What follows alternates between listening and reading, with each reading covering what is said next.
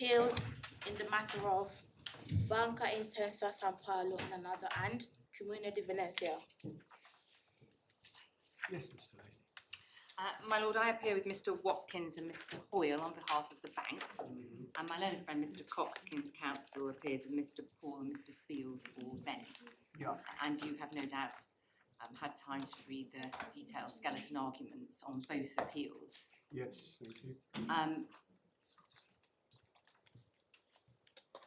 There are two appeals, as your Lordship knows. The bank's appeal against the judge's finding that the interest rate swaps were void, and that Venice's restitution claim was not time-barred. And Venice's appeal against the judge's finding that the restitution claim was governed by English law and subject to a change of position defence. And there is also the bank's renewed application for permission to appeal on ground 4, which has been stood over to be dealt with on a rolled-up basis at this hearing, and I plan to address that when I come on to ground 4, subject to your Lordship. So, my Lord, subject to the court, Mr Cox and I have agreed that we will split our time equally across the appeals, and we've provided a outline timetable with some flexibility, but the basic premise is that we will each have 2 days to use as we see fit across our appeals. So may I just start with a few headline points, and then I will go into the meat of my submissions. Just for what it's worth, I'm not sure I'm yet. Mine seems to be saying testing, but not doing anything. And I haven't received any sign-in details yet. Let's get that sorted before we start.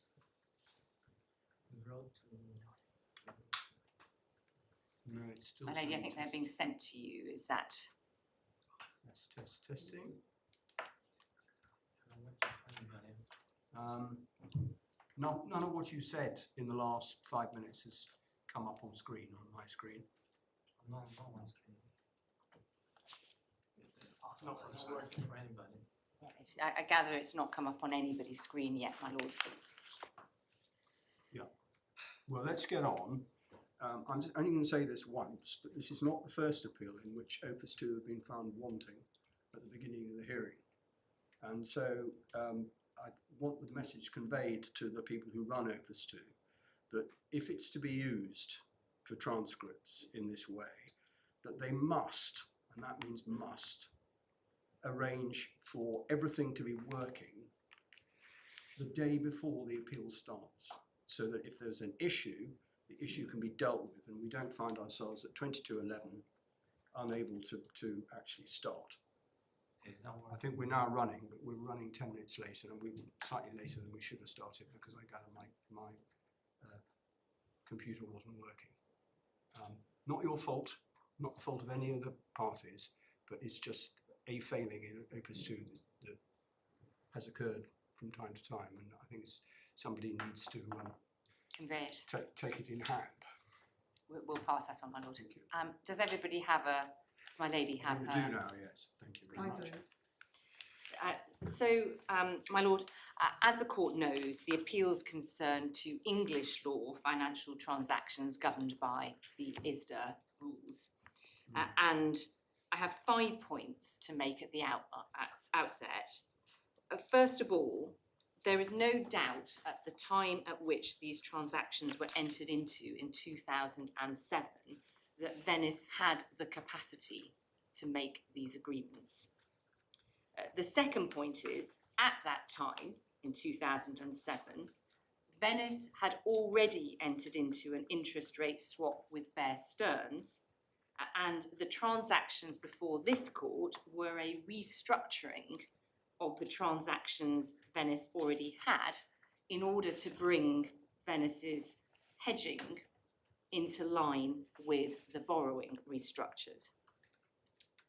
The third point is that Venice advances no case that the Bear Stearns swap was speculative.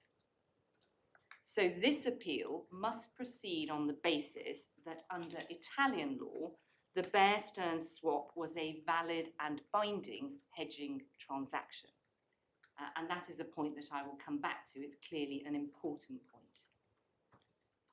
The fourth point is that the interest rate swaps before this court were duly performed for 13 years.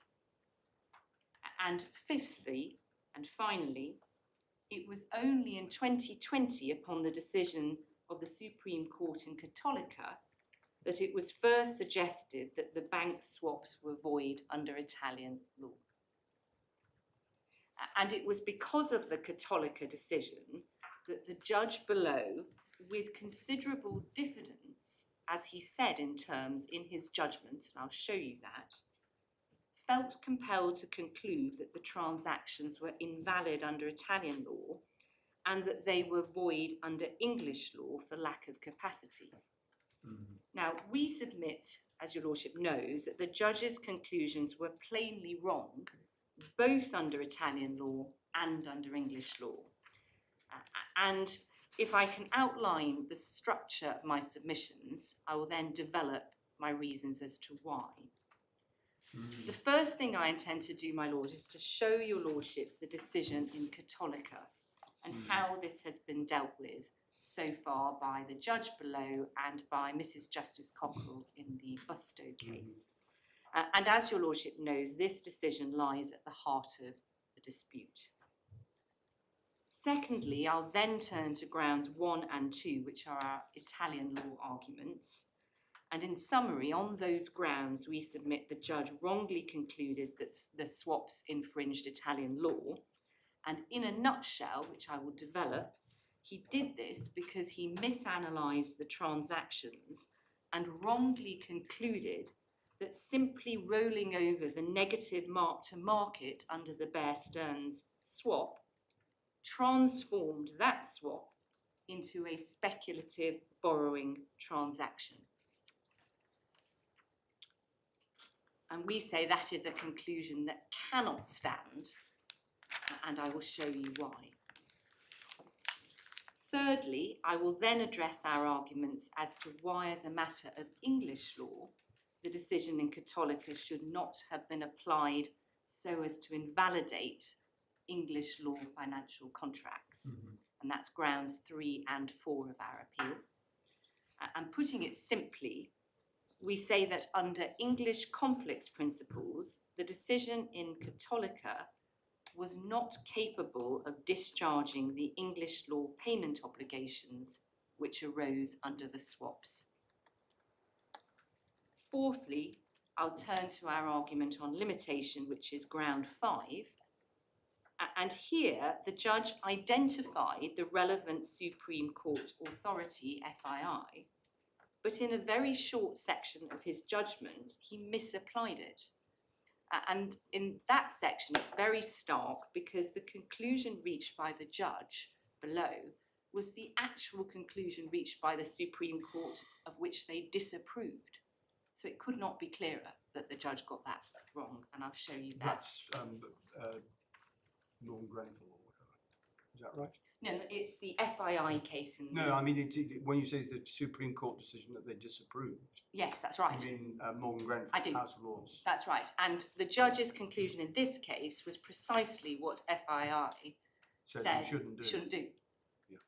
So, and the reason I outline that is I'm very conscious, and I'm going to take this point right up front. The judge undoubtedly did a very careful job. This is a very long judgment, and he went through the issues cautiously and diligently and carefully, and in many ways very impressively. But he fell into error, and he fell into error in places because he over-analysed the position in a way that we say is unsustainable. And in particular, what I would ask this court to do is to step back and look at these transactions in the real world, because much of the judge's judgment, impressive though it was in some of his attempts, if I can put it this way, he seemed to be almost wishing to put order upon a raft of Italian cases, but that wasn't his job. And that's where he fell into extreme error, and he failed to understand, in my respectful submission, how the transaction actually worked. But his job was in applying Italian law, was to identify with the assistance of expert evidence, what the highest court of Indeed, Italy would have indeed, said the law was. indeed. And he was helped in that by the highest court of Italy had said what the law was. But, my lord, taking that point, and I'll show you what the judge actually did in his judgment in the relevant sections, and particularly paragraphs 225 to 229, was that what he did was he went through multiple first instance as well as English law authorities to reach a raft of different conclusions, some of which were not in fact supported by those authorities on proper analysis. What he didn't do was the exercise your lordship has rightly identified, because there were two Supreme Court decisions, one in Cattolica and the other called the Council of State, which were against the conclusions that he reached, particularly on the role of a negative MTM. And so what we will show you is that he actually didn't do the exercise that your lordship suggests rightly he should have done. So may I first of all start with the Cattolica decision. I'm sure your lordship has read it. It's not, with respect, the easiest of decisions to navigate through. But I will take it quickly if the court is very familiar with it. But let me take it first. So can I put it in context by just reminding you in the judgment, first of all, what the state of the law was pre-Cattolica? And if I could ask your lordship to go to the judgment at paragraph 130. And this is in the core bundle at tab 9, page 212.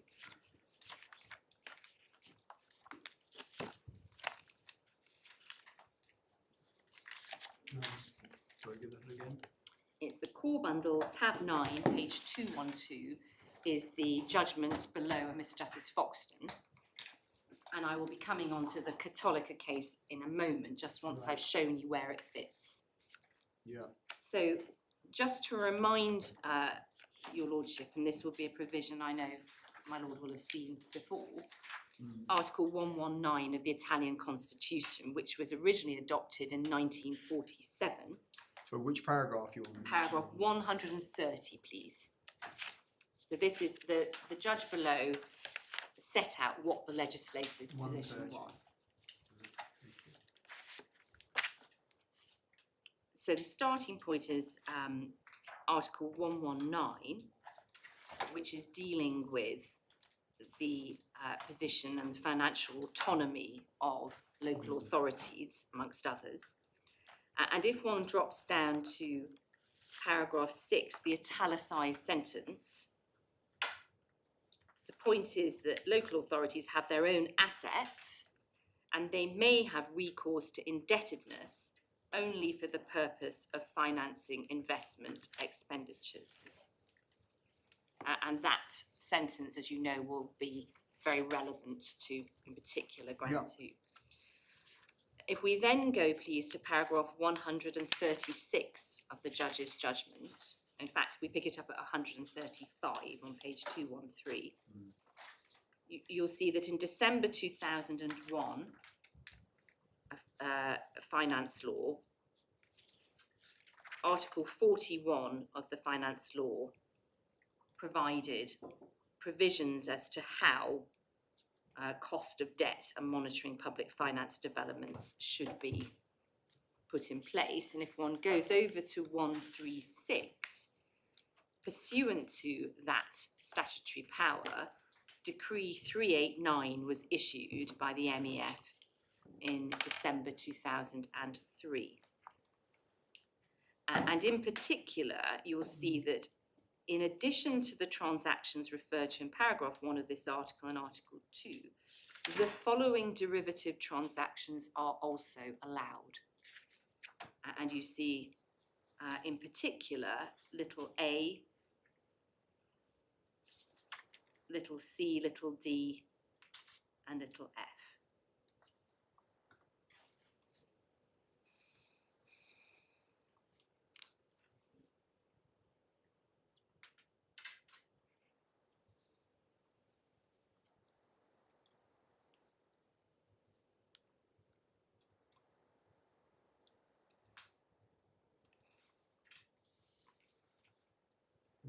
And so at this time, there is no doubt that local authorities were entitled to enter into interest rate swap agreements, including those with a collar structure and those which were aimed at restructuring debt.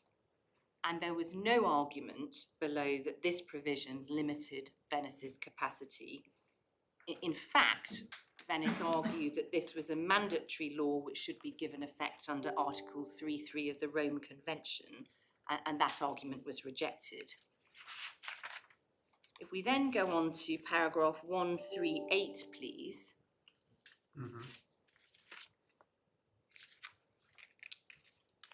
This was a law enacted, the finance law in 2004, which purported to define what was meant by indebtedness under Article 1196.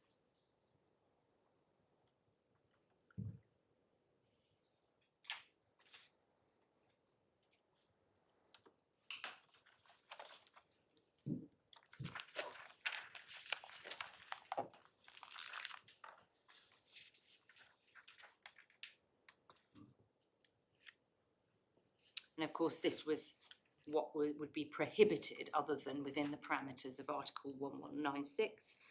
And interest rate swaps are not on this list. So they are not prohibited. And then if we go to paragraph 142, this was confirmed in guidance from the MEF in 2007,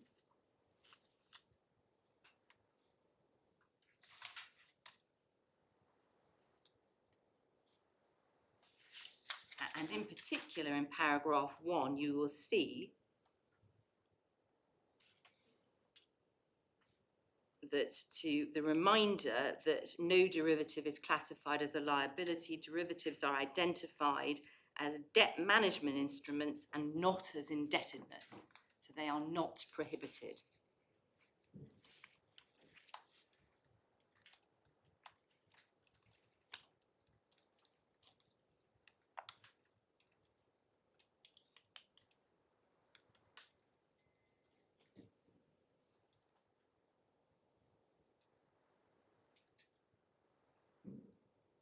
And you'll see in paragraph 144 that the transactions were entered into in this legislative context.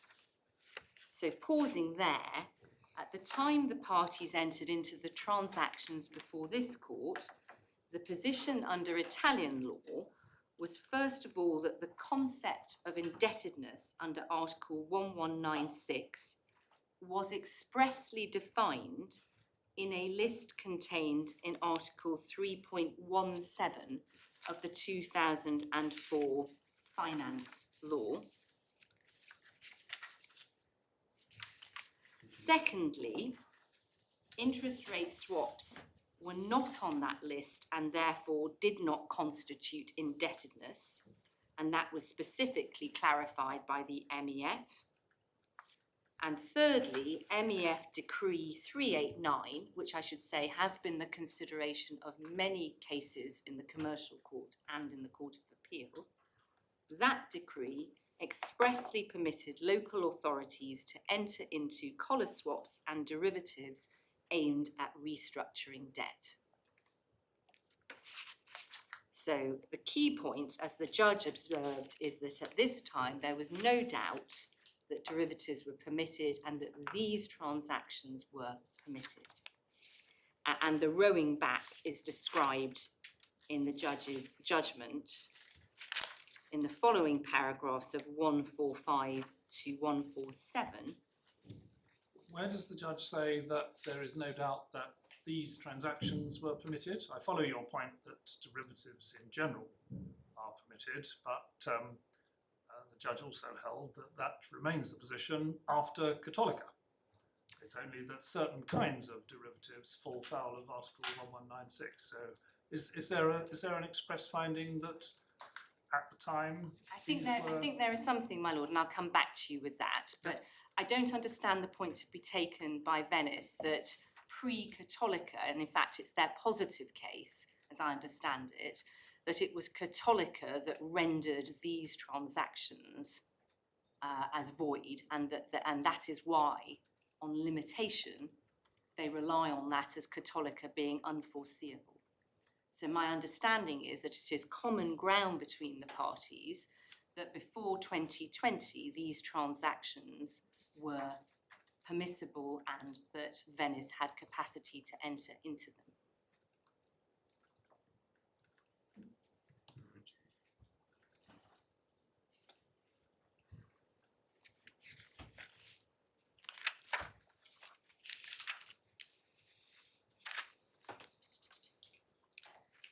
And I think the best reference in the judgment will be around paragraph 275 to 277.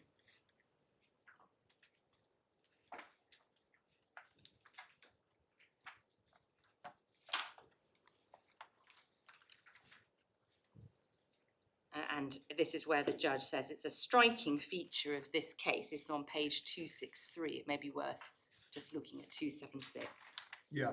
It is a striking feature of this case that it is a decision of the Supreme Court in 2020, some 13 years after the transactions were entered into, which has completely altered the legal landscape and compelled me to conclude that in English law terms, Venice lacked the capacity to enter into the transactions. And it says he says at the bottom, the Supreme Court decision in Cattolica involved a very significant discontinuity with Italian law as it was understood and applied at the time the transactions were finalised. Well, he certainly says that there and possibly in other places as well, but I don't want to anticipate where we'll get to on limitation, for example. Yes. But it is not the case that nobody thought of these points under Article 119 until the Supreme Court pronounced in Cattolica, because these were precisely the arguments which were being litigated. That's right. Certainly in England and I think also in Italy. That's right, my lord. The position, though, as I understand it, in taking on capacity, is that because these swaps were within the relevant legislation at 2007, which permitted swaps of this nature, there was no question of capacity.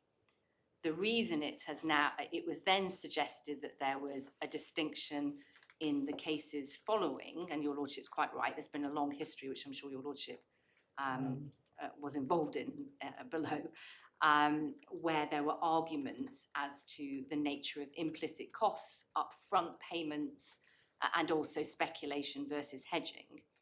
And pre-Cattolica, in this jurisdiction, and even post-Cattolica in the Busto case, every single one of those arguments failed based on the state of the Italian legislation.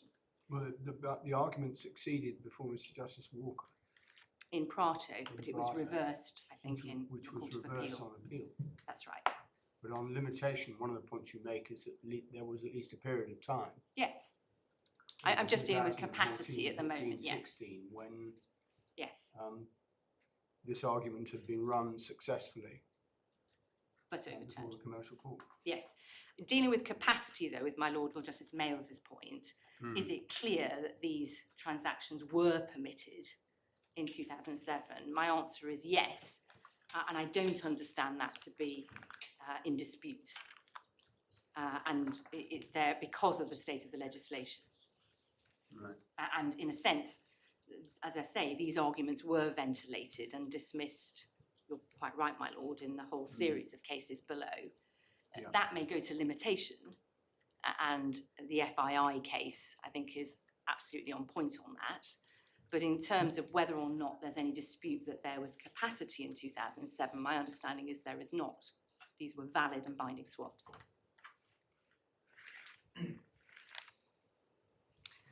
My lord, then going then to Cattolica, please, which is in the supplementary bundle, volume 2, tab 37, at page 414.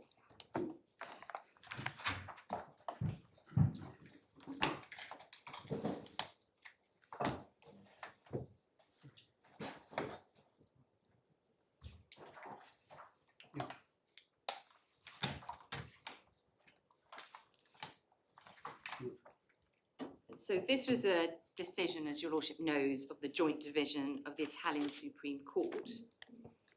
And it was a claim by an Italian local authority seeking to invalidate a number of interest rate swaps, which it had concluded with BNL. Now, if your lordship note, the swaps were governed by Italian law, not English law, and the transactions were not concluded on ISDA terms. I accept that that's relevant more to grounds 3 and 4, but it is an important point for your note. If we can then go, please, to paragraph 2.1 on page 417, and paragraphs 2.1 to 2.6 summarise the findings of the Court of Appeal of Bologna below. Sorry, paragraph again? 2.1 to 2.6 summarise the findings, and your lordship can read them, but the point I want to make on them is that there is no indication in these paragraphs that the court below was asked to consider or express a conclusion in relation to the civil law capacity of the local authority. That was not an issue before the court, and no conclusion was reached. The focus was on whether the swaps constituted indebtedness and whether they were invalid because they failed to state the mark to market at inception.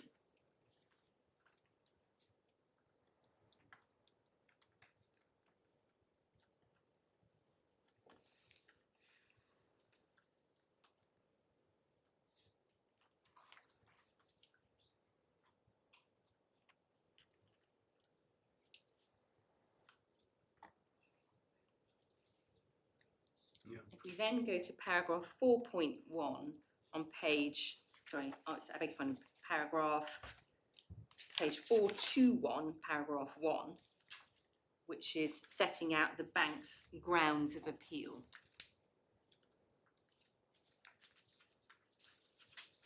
And you'll see there are 5 grounds, and in summary, grounds 1 to 3 concerned whether the swaps were indebtedness, including where there had been an upfront payment, and whether the swap should have been approved by the City Council.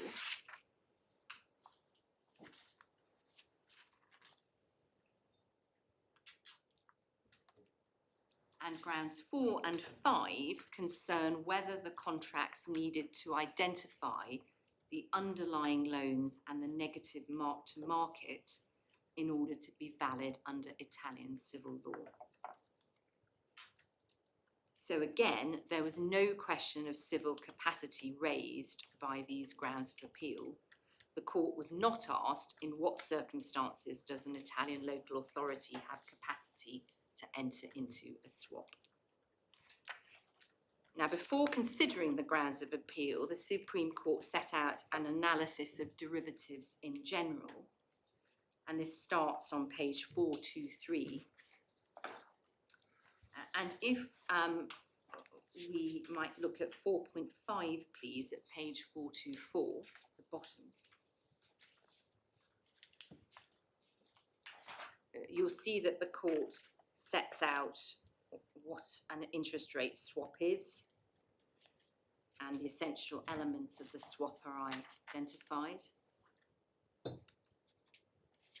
And then at 4.6 to 4.7, the court is considering the concept of a mark-to-market calculation. And if you could just read those paragraphs. So paragraph? It's 4.6 to 4.7, my lord, on page 425. If you could read them, I'll then give you the points I wish to make on those paragraphs.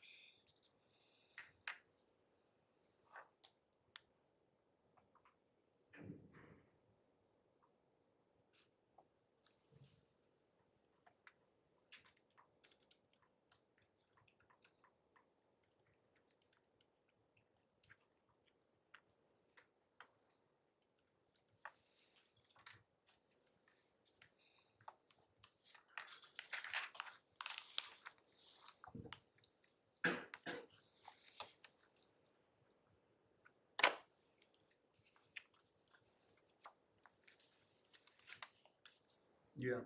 So may I give you the 6 points that arise out of these paragraphs, please? The first point is that the court understood that a mark-to-market calculation is a present-day calculation of the future value of the swap, which involves projecting the extent to which, on the basis of current expectations, one or other of the parties will be out of the money at the end of the day. And you see that in paragraph 4.7.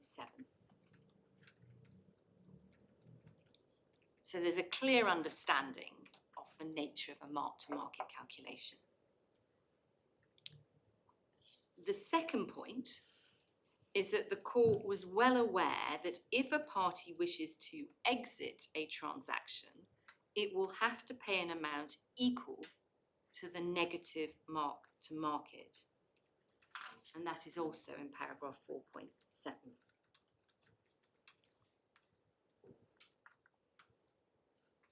Thirdly, the court also acknowledged that this would also be the price to be paid where one party wished to take over the derivative. And the words take over the derivative one sees 4 lines up from the bottom in paragraph 4.7. And that is what happened in this case, of course. Fourth, I say this case, I mean the present case, not in Cattolica. Fourth, the court did not suggest that there was anything objectionable about there being a negative mark-to-market at the inception of the transaction. And in particular, you see that in the last sentence of 4.6.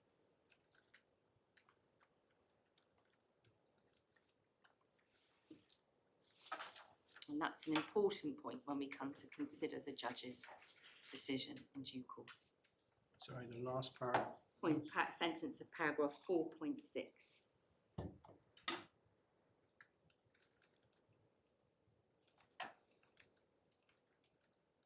Am I looking at the right thing? 4.6 The only has initial one negative sentence. value of the instrument constitutes the cost of the transaction, which in practice is the intermediary's fee for the service provided. So the point there is that the court didn't suggest there was anything wrong with there being a negative mark-to-market at the inception of the transaction. And of course, it would be remarkable if it had done, because it would mean a bank could never earn a profit from the swap. And what the court is there recognising is that this will be the intermediary's fee for the service provided. And the court is here acknowledging the bank would seek to earn a fee from the transaction. The fifth point is that the Supreme Court defines an upfront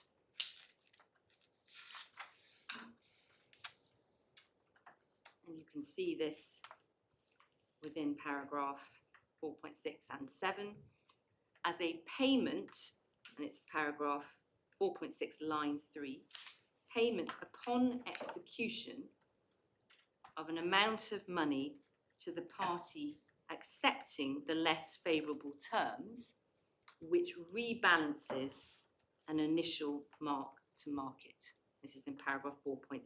So that is how an upfront is defined. Sorry. Yeah, okay. And I think it was agreed, just for your lordship's note, that that was the relevant test under Italian law as to upfronts, and that's on ground 2, and I'll come back to that. And then sixthly, it's apparent from these paragraphs, particularly paragraph 4.7, that the Supreme Court in Cattolica was aware that the mark-to-market could change over time.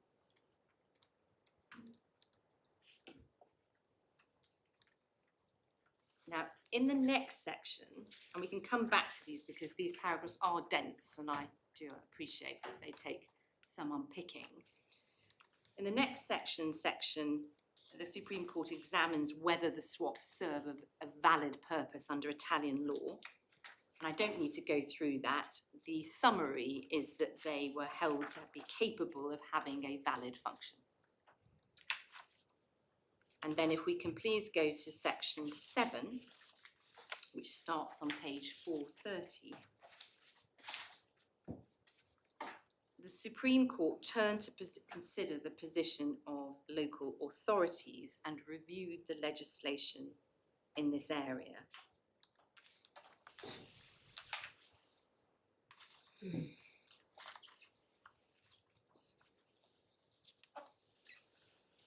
So which paragraph are you on? I was starting with paragraph 7.1 Thank at page 430, and in this section, this is where the position of local authorities is reviewed and the legislation, and you will see some of the familiar material that the judge set out. For example, Article 41 is referred to in paragraph 7.1.3, and in 7.1.5, there's reference to the ministerial decrees.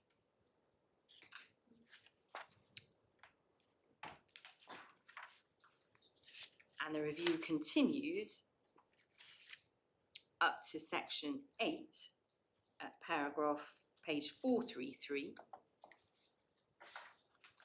And this is obviously an important section.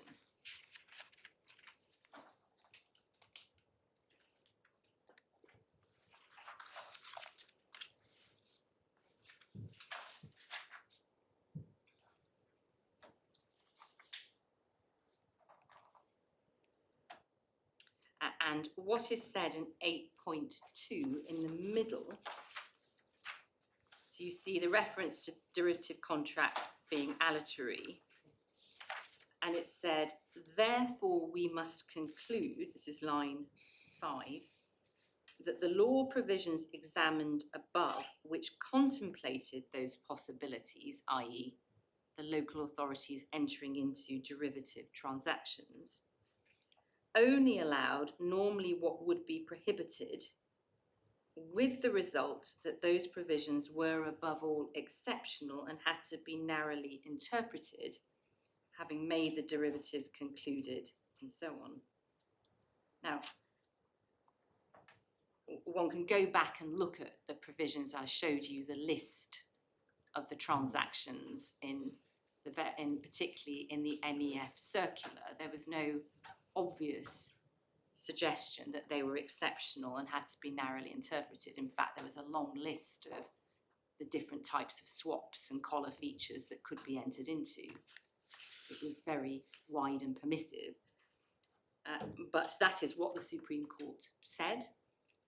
And what is then said in 8.3 is, hence, in light of the legal and axiological framework, we can arrive at a first conclusion, namely that based on the law in effect until 2013, precluded the possibility of the local authority entering into derivatives, and the distinction between hedging and speculative derivatives means that only in the first case could a local entity be said to have capacity to enter into them.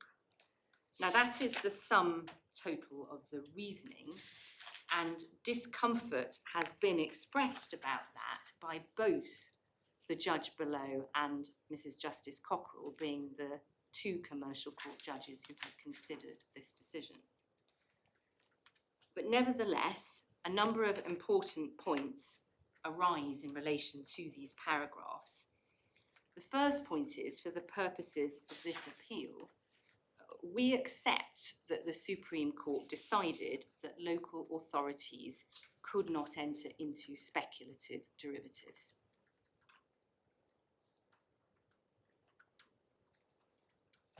The second point, when we come, as we will see when we come to ground 3, is that we do not accept that this amounts to a restriction on Venice's capacity under English law, and the label given to this section, we say, is not determinative, given to the rule in this section is not determinative. And it is also to be observed that in this section, the Supreme Court refers to the rule as a prohibition. And you see that in 8.1. Speculative derivatives was prohibited and clarified the prohibition on entering into speculative contracts. Though they do also talk about the contractual power in the introduction to Section 8. They do. But what we say is the labelling is inconsistent and not determinative, and it's for this court, and I'll come on to, and in particular, I rely on a decision of Lord Leggett on this point, which I will show you. But just so you've seen it, that it's not consistent. The third point is that this rule against speculation was not applied in the rest of this judgment. The swaps were not invalidated in this case because they were speculative. And so what you see here in this one paragraph, I say one paragraph, one section with subparagraphs, was a rule laid down on a point not raised by either party and which did not form the basis of the Supreme Court's decision on the facts. Fourthly, the rule was not based on a conventional process of interpretation of the legislation. There is nothing in the text of the provisions, and I would invite the court to look back at in particular, and I'll give you the reference again. It's paragraph, the section I showed you of the judgment, which sets out the relevant text, and it's particularly paragraph 136, Decree 389. In addition to the transactions referred to in paragraph 1 of this article, the following derivative transactions are also allowed, and the list of interest rate swap, collar, cap, other derivative products aimed at restructuring debt.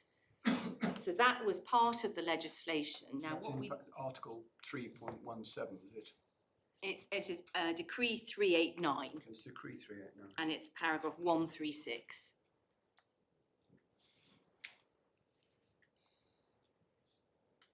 And that legislation, not that it's necessarily relevant to the Cattolica point, but Decree 389 has been the subject of a great deal of English jurisprudence in terms of the cases have often focused on this decree, going back to the Piedmont case in front of Lord Justice Christopher Clark. So what we don't see in Cattolica is a conventional process of the interpretation of the legislation, and in particular the grappling with 389, which is very wide and permissive, before the conclusion that it has to be interpreted as exceptional and narrowly interpreted, which is at odds with the language of the legislation. And the judge himself made this point in paragraph 200, subparagraph 3 of his judgment. I don't need to turn that up now, but it's in the core bundle at page 236 for your lordship's note.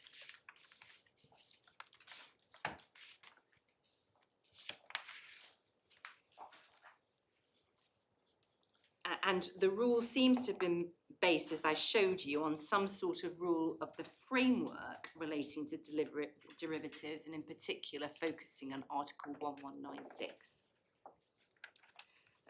The fifth point about this section is that it's clear that the decision had retrospective effect.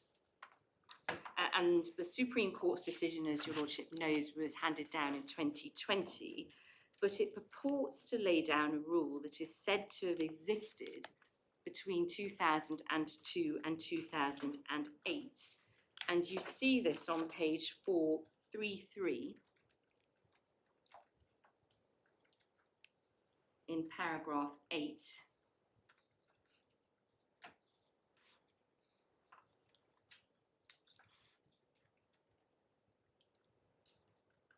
Make it possible to conclude that even during the period that Article 41 was in effect, and thus until 2008, the contractual power had clear limitations.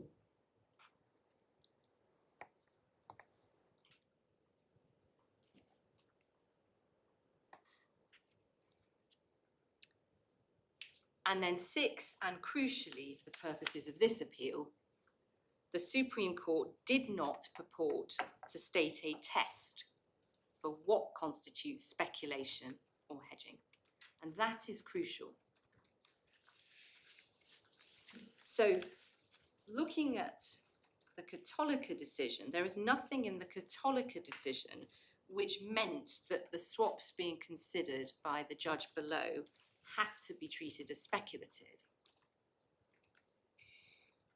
The judge reached that conclusion, as I'll come on to show you, by a process of his own reasoning. He did not apply a test set down by the Supreme Court.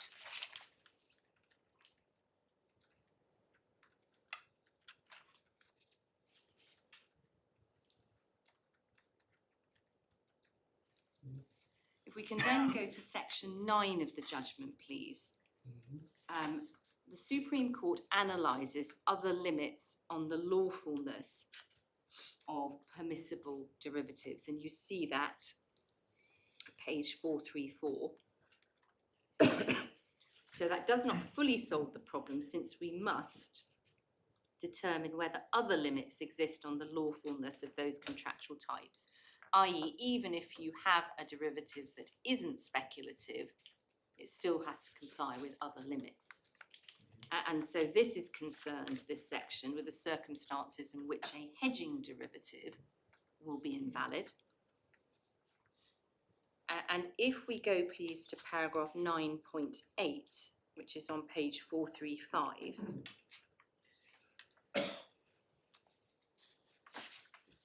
what this provides, and I'll let you read it in a moment, is that a hedging derivative can only be entered into by a local authority if the mark-to-market criteria could be measured effectively. And that's what it provides. And the reason it's relevant is I was showing you the provisions earlier about mark-to-market and the court's understanding of it in paragraphs 4.6 and 4.7 at page 425 of the bundle.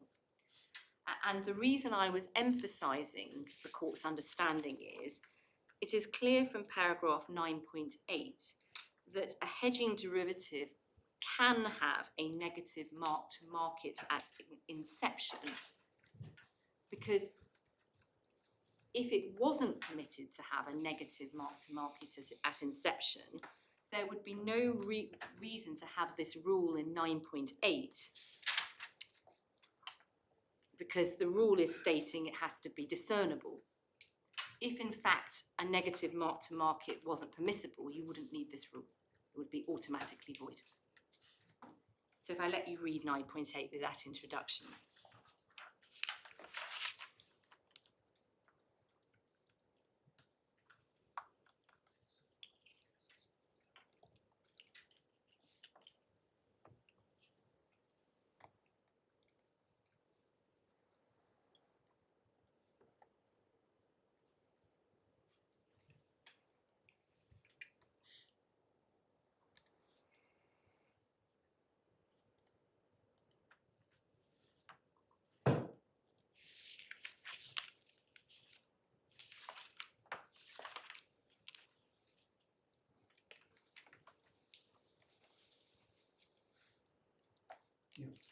If we then go on, please, to section 10 at page 436. And you see that in this section, the court goes on to consider the concepts of indebtedness and an upfront. And you can see that in the first sentence of two sentences of paragraph 10.1.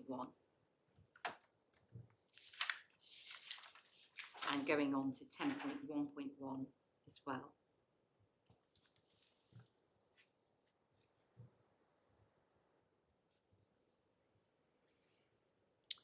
Then if we go on to 10.1.2, the upfront is classified as a loan because there is a capital advance, namely the upfront payment, which is expected to be repaid through the pricing of the transaction.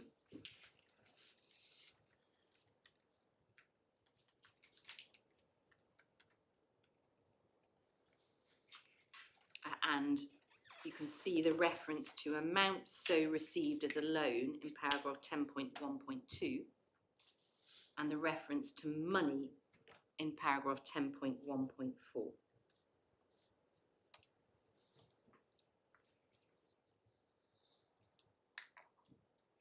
And you can also see that the restriction imposed by the Supreme Court is said to be derived from a 2008 law, and you see that in 10.1.3.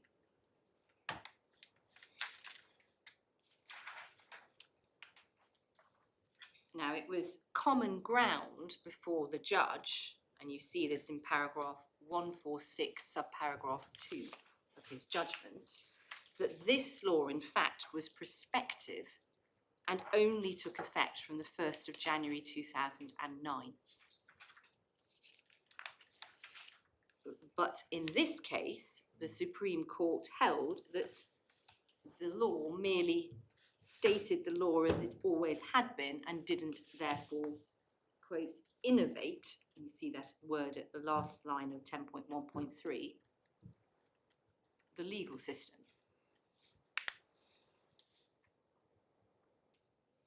Now again, that's pretty surprising, big reasoning, and if the law had always been like that in the first place, why legislate suggesting there's a change from 2009? But that's not grappled with either.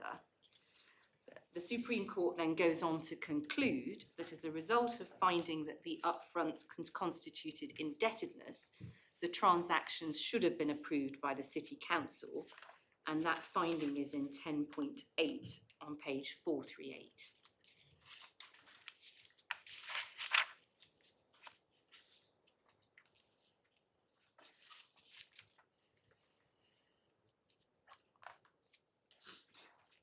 So that is the Cattolica decision, and one sees with respect there are some issues with the reasoning, but the key points for my purposes are, number one, there is no test for speculation set out, and number two, that it is permissible to have a negative mark to market at inception without the swap being classified as speculative.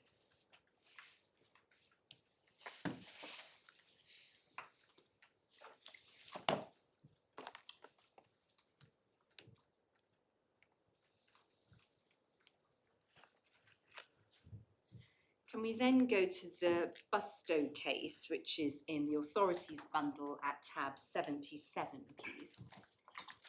And if, for those working in hard copies, it's volume 11.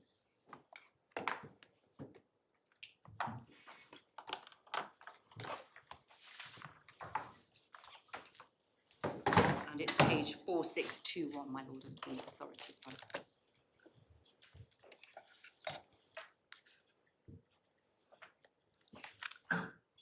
This was the first occasion on which the commercial court was asked to consider the implications of the decision in Cattolica. And the case was concerned with interest rate swaps under which the local authority swapped a variable rate for a cap and a floor. And that's at paragraph 2 on page 4622. And I don't need to go to them, but the terms of the contracts are set out in more detail on page 4636, paragraphs 56 to 72. If we then go... You have the usual problem that the pagination is different for the hard copies and the electronic. I think for the purpose of the electronic, you have to add 6 because the index is not counted. Right, well, I will try and demonstrate. I'm sure as I'll a get banking there, but lawyer, I may can be do a bit that. slower. If we get the paragraph numbers, that's Maybe easier. So if we could go then to paragraph 173, please. paragraph 173.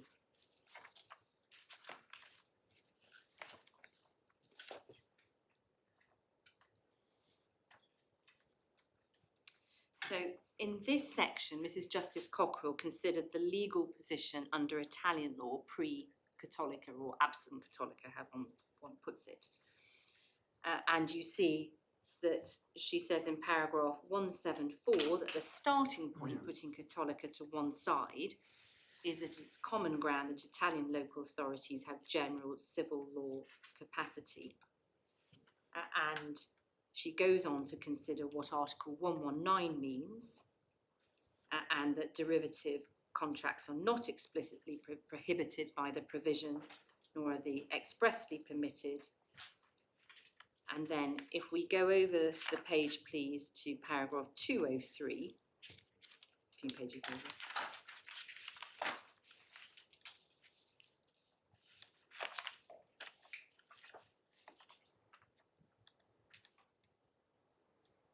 Two. 203. The result is approaching the question simply as a matter of statutory interpretation. There is nothing in Article 119 which appears to give rise to any limitation in the capacity of Italian local authorities to enter into derivative transactions. Absent Cattolica, the conclusion would be straightforward. Yeah.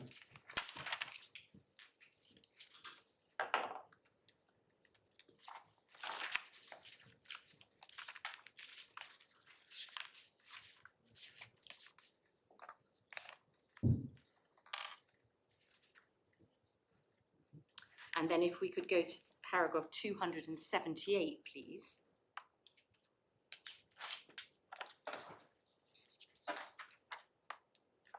Which is 4688, I think, in the electronic, and 82 in the hard.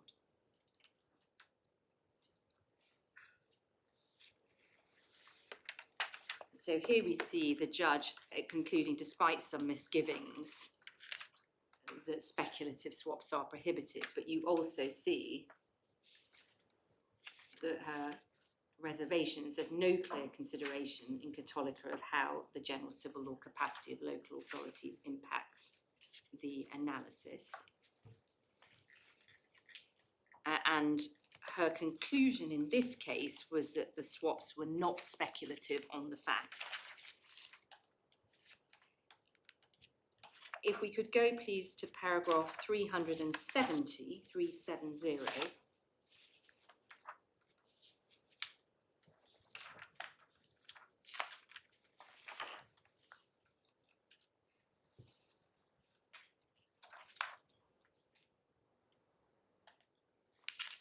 You also see in this section concerning the status of the resolutions of the City Board, the judge, Mrs Justice Cockrell, concluding that she would not have applied part of the decision in Cattolica. Now, this is not a relevant point in this case. I only draw attention to it just to show your lordship that we have a decision of the Supreme Court of Italy that different judges in this jurisdiction will take a different view on its interpretation. And it's also a decision we suggest that is unlikely to be the last word from Italy itself. Now, like Mrs Justice Cockrell, the judge below, Mr Justice Foxton, was also concerned about the reasoning of the Supreme Court in Cattolica.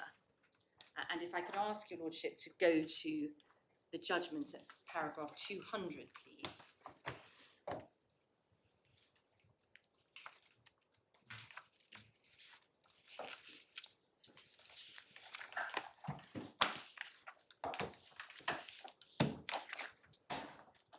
And in hard copy, that's page 236 of the bundle. And in electronic, it's 242.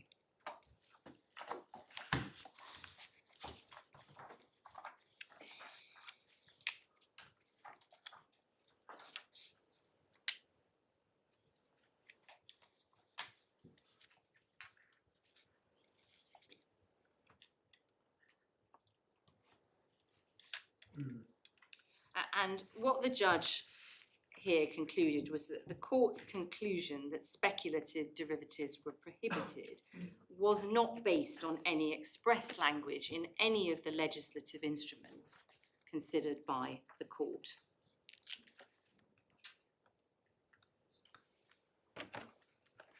And you can see that from paragraphs 1, subparagraphs 2 and 3 of paragraph 200.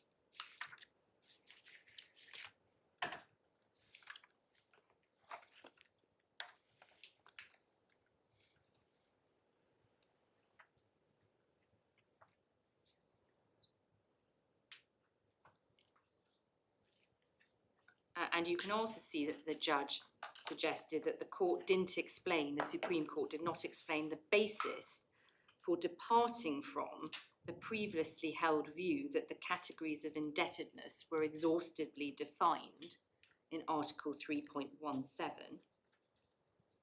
or why a subsequent amendment to that law was made to include upfronts, and the approach taken as to innovation of the legal system. And it was in this context, I showed you already paragraph 276, that the judge, 275 and 276, that the judge reached his conclusion with diffidence as to the result in this case. Now, can I stand back then, having shown you Cattolica and the decisions on it? 3 important points arise out of the decision of Cattolica for the purposes of this appeal. First of all, the decision had retrospective effect. Second, the Supreme Court did not explain what was meant by speculation, and we do have 2 commercial court judges expressing concern as to the reasoning as to how that conclusion was reached. And third, it is reasonable to assume that Cattolica will not be the last word on this topic from the Italian courts, and that there is considerable room for argument about what Cattolica actually says and whether the Supreme Court of Italy will follow all aspects of the reasoning in the future.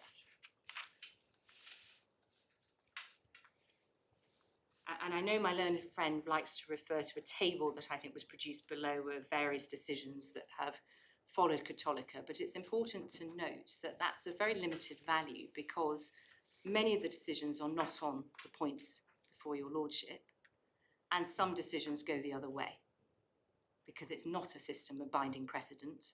I accept that the Supreme Court is the highest authority in Italy and that suitable deference needs to be paid to that, but it is not a binding system of precedent. That brings me then to grounds 1 and 2. And as you know, we submit that the judge wrongly concluded that the transactions were speculative and involved upfront payments. And I accept that we need to win on both points in order to overturn the judge's conclusion that the transactions were contrary to Italian law. But we submit the points are closely related, and so if you're with me, you'll be with me likely on both. So may I start first of all by addressing the standard of review in relation to findings of foreign law? Yeah. And there's a considerable body of case law on this, but it's recently been considered in detail by the Privy Council in Perry and Lopag, which is not referred to in our skeleton because it came out afterwards. And that's in the Authorities, Volume 12, tab 87.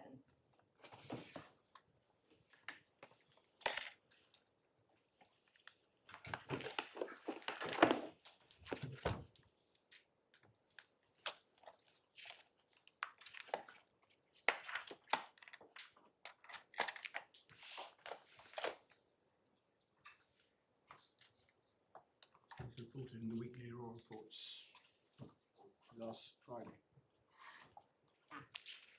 I don't think we've got the official report.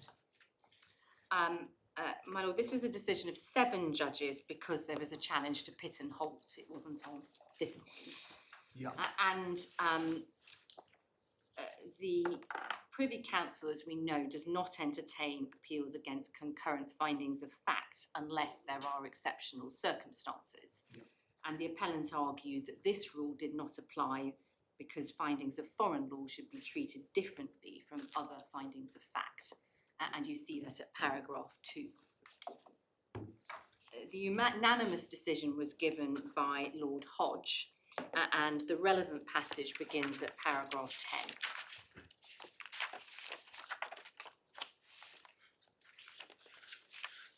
And if I could invite the court to read paragraphs 10 to 15, please.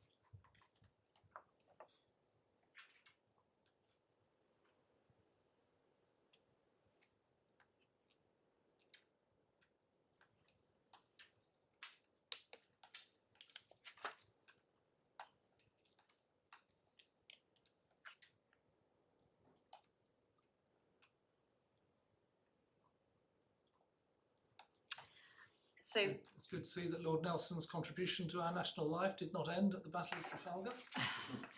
we're coming on to that case. It's one of my favourites. My lord, there is a spectrum of possible approaches to an appeal which turns on questions of foreign law, as one can see. At one end, this court will approach the question in the same way as you would approach a question of English law. At the other end of the spectrum, the well-known approach in Fage applies with the wonderful island hopping quote. 2 points arise from the case that your lordships are looking at the moment, the Perry case. The first point is what matters is the content of the foreign law. So the spectrum as to where, or the point as to where on the spectrum a particular case lies, does not depend upon a bright line distinction between common law and civil law jurisdictions. What matters is the content of the foreign law and whether this means that the judge can bring his or her own legal judgment to bear on the question that has to be resolved. And you can see that from the first sentence of paragraph 15, with the words, the degree to which the judge can use his or her skill and experience of domestic law, etc. And here, the example of the common law jurisdiction is only example. The example at the very bottom of the spectrum is the Byers case, which, if you go back to paragraph 13, is cited. And of course, that was relating to Saudi Arabian law, the concepts and principles of which were far removed from English law, and the court was unfamiliar with the practice and culture in Saudi markets and required the experts' help in interpreting the decisions before it. But if, for example, a civil law jurisdiction had precisely the same legal rule as under English law, then the judge would be bound to bring his own legal judgment to bear, and the appellate court would be in the same position. The second point, also from paragraph 15 of the Perry decision, is that there may be more room for the exercise of legal judgment when it comes to applying the law to the facts. I'm not saying that's always the case. It depends on what the judge is required to do in order to apply the law to the facts. So in many cases, there will be no relevant expert evidence on the issue or no foreign law authority on point, and the judge will have to exercise his legal judgment to reach a conclusion as to how the foreign law would resolve the issue. And of course, foreign law experts are not permitted to opine on the application of the law to the facts. And that's the point expressly stated in the Commercial Court Guide at paragraph H3.4. And by way of example, if I can just show you the Morgan Grenfell But just case. before you do, there's also, isn't there, in paragraph 12, approval of Dexia, saying that in this precise area of Italian law with which we are concerned in this case, there is less room for the judge to apply his own legal or her own legal training. In the Prato case, Yes. only, Which but was only, also concerned with Article 119. yes, but only in the Prato case because, and I will show you why that's different, I can turn it up, but the issue in that case was whether Article 1196 of the Constitution applied to derivatives, and that was a question of Italian constitutional law, which didn't call for the exercise of English legal judgment. The same question arose in this case, but we don't appeal that exercise of the judge's decision. What we're appealing is a different application on Italian law, where he reasoned through his review of a number of English and Italian authorities. So Prato's not on point because the judge below's review was not the same exercise as that conducted by Mr Justice Walker in Prato, which was one rule interpreted with expert evidence under Italian constitutional law. And you can see that if you need the reference, my lord, which is Authorities Bundle tab 56, paragraph 50. And that describes the issue of Article 1196 as a question of Italian local government law. But if you see, by way of example, if I can just show you the Morgan Grenfell case, which is also cited in the same paragraph your lordship referred me to, which also shows a distinction, and it's similar. So that is in volume 4, tab 35.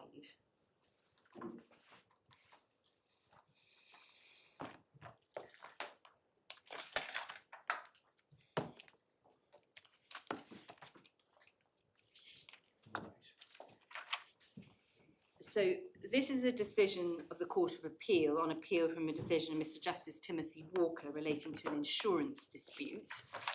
And you see that at paragraph 3. And the insurance policies in question were governed by Italian law. And you see that at paragraph 13. The insurers argued that the policies should be set aside under the Italian law rules relating to non-disclosure. And you see that at paragraphs 34 to 39.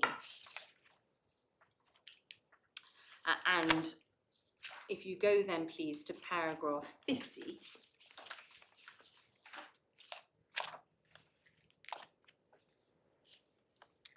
the key points here are, first of all, that the Italian rules in question were significantly different from the principles of non-disclosure in English law.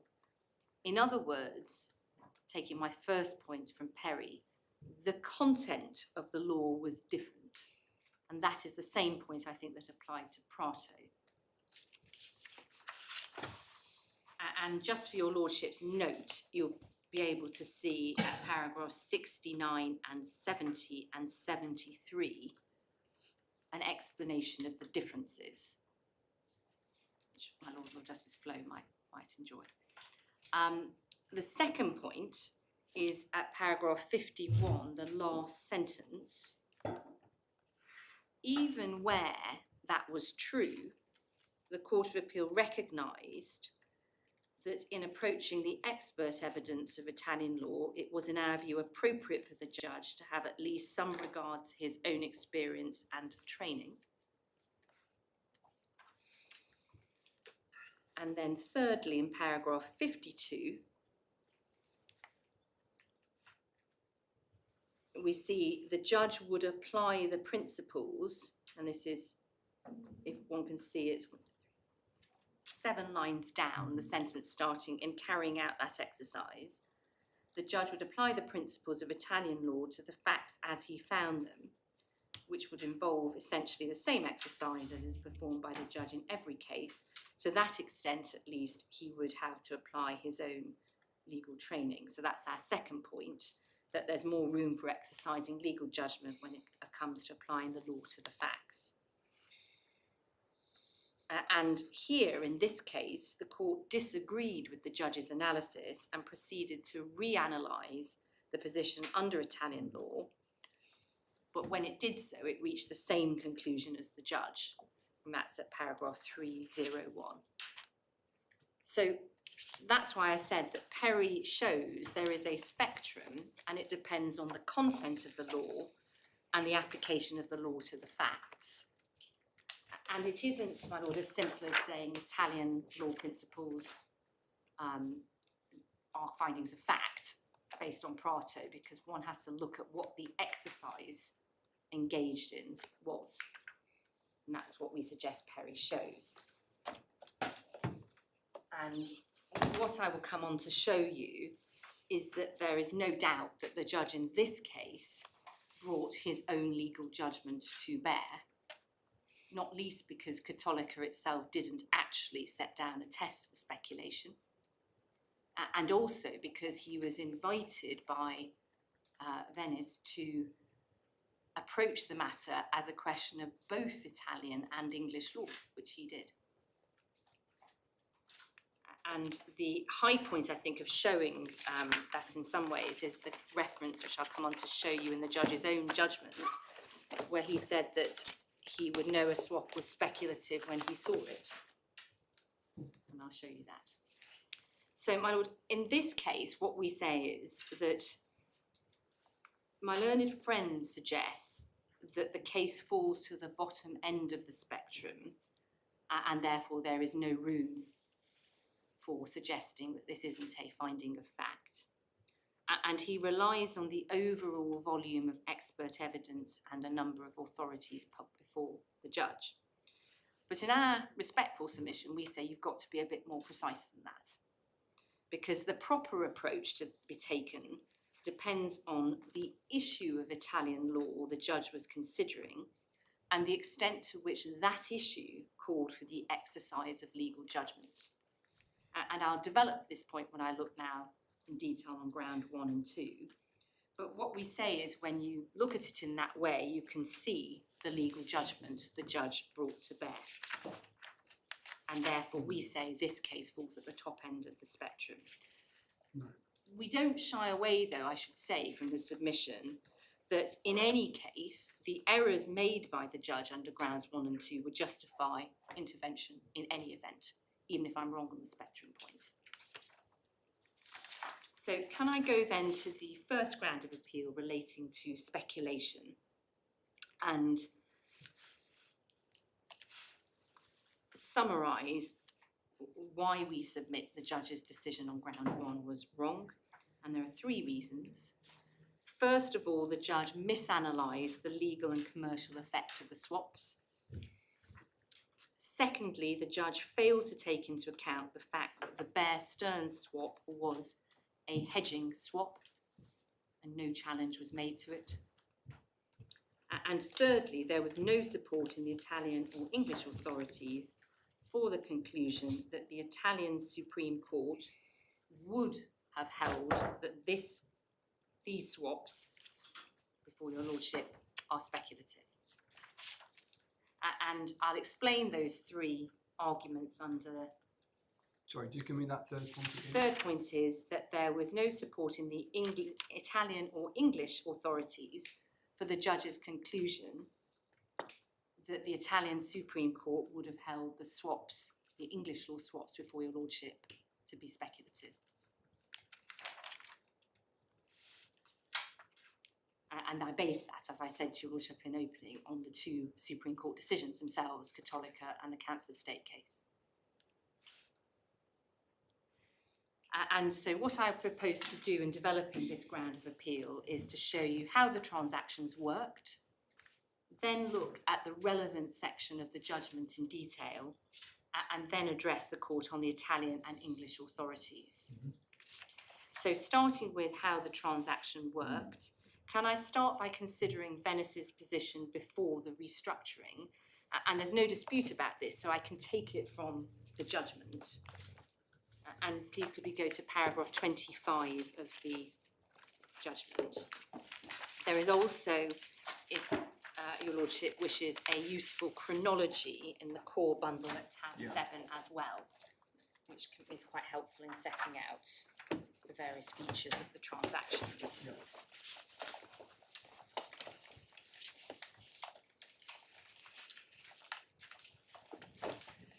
So you can see from paragraph 25 that Venice was exposed to the risk of a rise in Euribor over the 20-year duration of the Rialto bond on a principal amount of 156 million euros.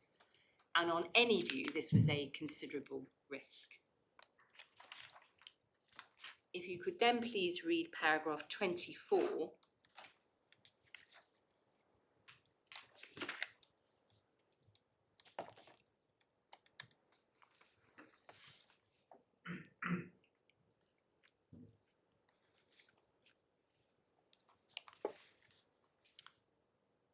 So what you'll see here is that under the Bear Stearns swap, Venice received interest it needed to pay the bonds, and in return it agreed to pay a variable rate with a cap and a floor. So this placed a cap on Venice's exposure to a rise in interest rates, but in return Venice gave up the benefit of a fall in rates below the floor.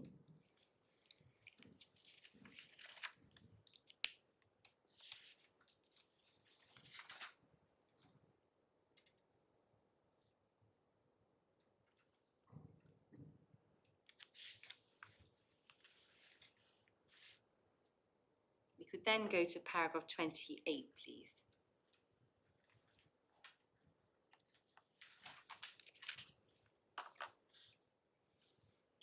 This was the second occasion on which the Bear Stearns swap was amended, and the floor was 5.545% and the cap was 7%. So Venice was already exposed, as at this point in 2004, to the risk of paying a fixed rate of 5.45%, and it had the benefit of a cap at 7%. We then know that Venice wanted to restructure the Rialto bond by extending its maturity to 2037 and to free up some short-term cash. And the reference for that is paragraph 31 of the judge's judgment. And the rate payable under the amended Rialto bond was 6-month Euribor plus 0.21%. So we can see that Venice continued to be exposed to a variable rate risk, albeit over a longer period of time. Now, at this point in time, rates had moved with the consequence that there was a substantial negative MTM under the Bear Stearns swap. So the basis of the parties' estimates of future interest rates meant that Venice was projected to be the net payer under the swap. And this, of course, was an estimate of Venice's contingent liabilities under the existing Bear Stearns swap. And it's important, and I'm sure the court knows this, but it's important to emphasise that this is not an accrued loss. It is simply a projection of the likely net cost to Venice over the lifetime of the swap. Now, it's important to note, in case this point's been missed, because it's not really dealt with in either the judgment of my learned friend Skeleton, that Venice made a last-minute attempt to argue at trial that the Bear Stearns swap was itself invalid. And this was not permitted except only on a narrow basis which failed. And that was that there was some mistake, and that case failed. But the general basis that it was the Bear Stearns swap itself was speculative was no part of the case. And therefore, this appeal has to proceed on the basis that the Bear Stearns swap was a hedging swap and was permissible, and it has not been challenged as anything else. And the contingent liability to which Venice was already exposed under the Bear Stearns swap was not a speculative risk. It was a valid and binding obligation to which Venice was already exposed and which needed to be addressed during the restructuring. And of course, the amount would likely change over time as rates moved. And to put the matter beyond doubt, the judge actually made some important findings about Venice's position. So the judge found that the only way Venice could restructure the Bear Stearns swap was by finding another bank or banks to take it over and then restructure it, because on the evidence before the judge, Bear Stearns was not itself willing to restructure the swap to reflect the restructured bond. And for your lordship's note, the reference is to Mr Bonetti's first witness statement, which is in the supplemental volume 1, tab 7, paragraph 16. Where does the judge deal with that? I'll find you the reference, my lord, in a moment. I know it's around 83, I think.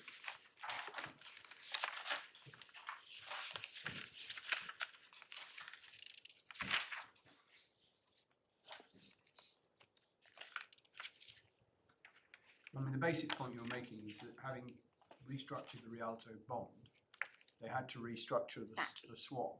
Exactly. And Bear Stearns wouldn't play ball. Exactly. So they had to find somebody else to do it for them. Exactly. And as at that point, they were exposed to the risks and had a negative MTM. And the judge also found in paragraph 83 that Venice was not willing to part with any cash in order to cancel the Bear Stearns swap because of budgetary constraints.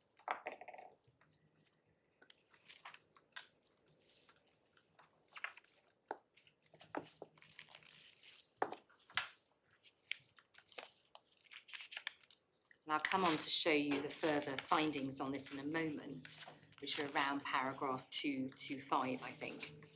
But what I want to show you first is what actually happened. And then I can show you the judge's findings on further findings on the Venice point. It starts at paragraph 224, your lordship's note, but I'll come back to that. So can I show you what then happened? In the context, therefore, of Venice not being prepared to pay off money to cancel the swap and Bear Stearns not itself being willing to restructure the swap, what then happened was the banks agreed to do so, but the contracts by which they agreed to do so are highly relevant because they were novation contracts. And it is again a point that the judge's judgment doesn't properly, with respect, grapple with. And could we have a look at these contracts, please, in the core bundle at tab 24?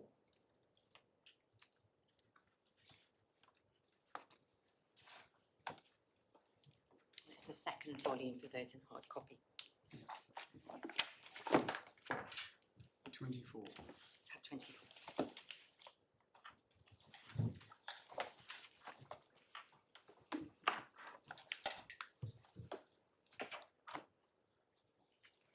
So this is the novation confirmation between Intesa, which was then Bancopi, Venice and Bear Stearns. And if you read the first paragraph, you'll see the intention is plainly for a novation of certain amounts due under the Bear Stearns swap from Bear Stearns to Intesa.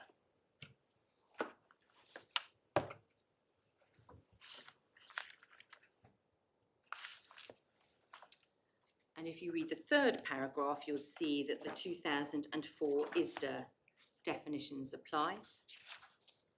And then you have the novated, total novated amount over the page, please. And what you see is this amount is assigned from Bear Stearns to Intesa by way of novation. And that's said in terms. If you then, please could then read on down to the first sort of full paragraph, the terms and conditions of the old transaction shall continue to exist,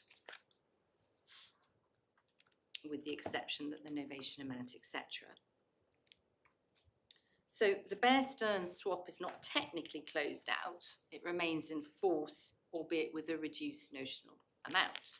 The effect is that one of your clients took 68%, the other took 32%. That's right. So although the Bear Stearns swap didn't cease to exist, it was effectively paid off 100%. So that the amount of any liability under it was reduced to zero. That's right. But there's 2 points that arise from this, and I'll show you the terms. The 2 points are, one, that because of the structure of this is clearly not a payment to Venice. It's a payment between Bear Stearns and the banks. And part of the judge's judgment depends on analysing this as some form of payment from the banks, on behalf of Venice. The banks are paying on behalf of Venice to Bear Stearns. That's not the way a novation works. It's a very clear transaction. It's an assumption of responsibility, isn't it? So it's the banks standing in the shoes of Bear Stearns. exactly, but that's a transaction, that's a relationship between the banks and Bear Stearns under a novation transaction. And I think if ISDA understood that this was going to be analysed in the way the judge is analysing it, that would have very serious market ramifications. So it's an important point, irrespective of other points on this appeal. This is an important point. But the second point is that nowhere does the judge or my learned friend grapple with what happens. So on the judge's judgment, the swaps with my clients are null and void. Well, where does that leave if they're cancelled out? The Bear Stearns swap, which continues to exist. Nowhere is it grappled with in the judge's judgment that this liability existed as at 2007, and that the consequence of his judgment is an extraordinary windfall to Venice when it has never challenged the Bear Stearns transaction itself.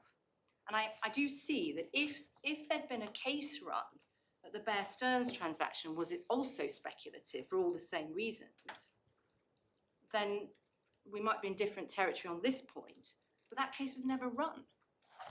There's a very strange approach to this.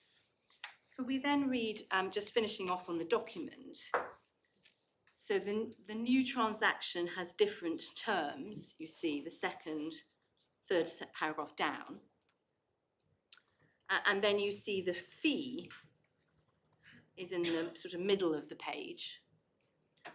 On the novation date, the transferor and the transferee. So that's between the banks and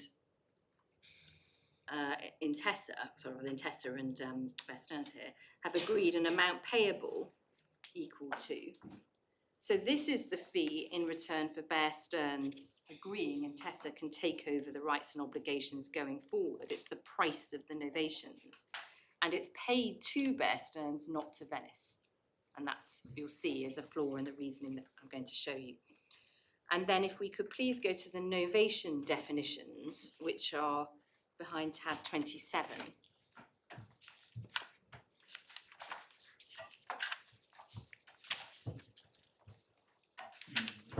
And obviously this is a whole different set of ISDA definitions that are quite important within the market. And if we could please go to 582 or 588 electronically. You see here is the novation agreement. And if your lordship could please read paragraphs 3, 4 and 5 of the introduction. So that starts with effect from those paragraphs.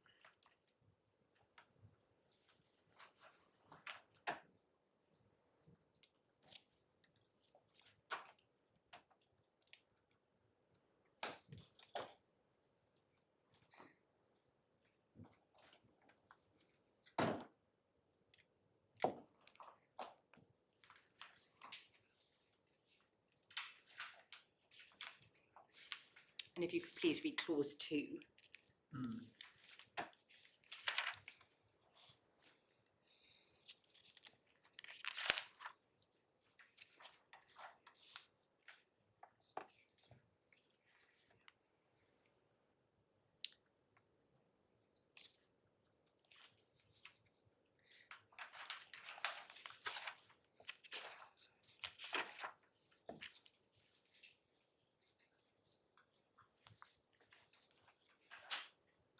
And you can see the effect of this is straightforward and will be well known to the court.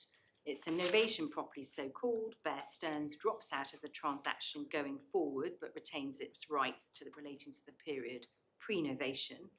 The bank assumes Bear Stearns' previous rights and obligations from the date of the novation onwards as amended by the terms of the confirm. And the banks pay Bear Stearns a fee in return for the arrangement. And if we go back to page 579, one sees the familiar non-reliance clauses, but in the context of these specific ISDA novation definitions. And if you could please read the first sentence of subparagraph 1 and also subparagraph 3.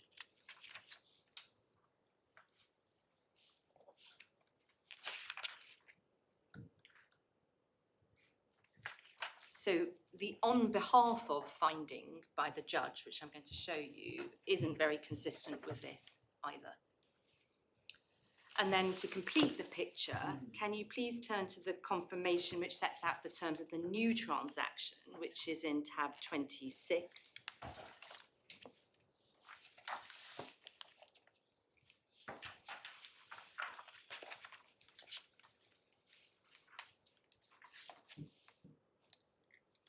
And you see this is the new confirm. And if we could go to page 565, please. You can see that the rate paid by Intesa, Banca OPI, is the same rate as that payable under the amended Rialto bond. the notional amount is, its common ground is 68% of the notional amount due under the amended Rialto bond, and the amortisation schedules matched, and the Dexia confirmation was to the same effect. So what you've got is same interest rate, same notional amount, same amortisation schedules. And the effect of these features is that Venice received from the banks exactly the same amount of interest as it owed to the bondholders under the amended Rialto bond. And if the rate went up under the amended Rialto bond, the bank's payments also went up. And you can look then at Venice's rates on page 564. And if we use the figures from 2010 onwards, see that towards the top of the page, what you see here is Venice benefits from a cap on its exposure to rising interest rates. So if the rates go beyond 7%, then Venice pays a fixed rate of 7%.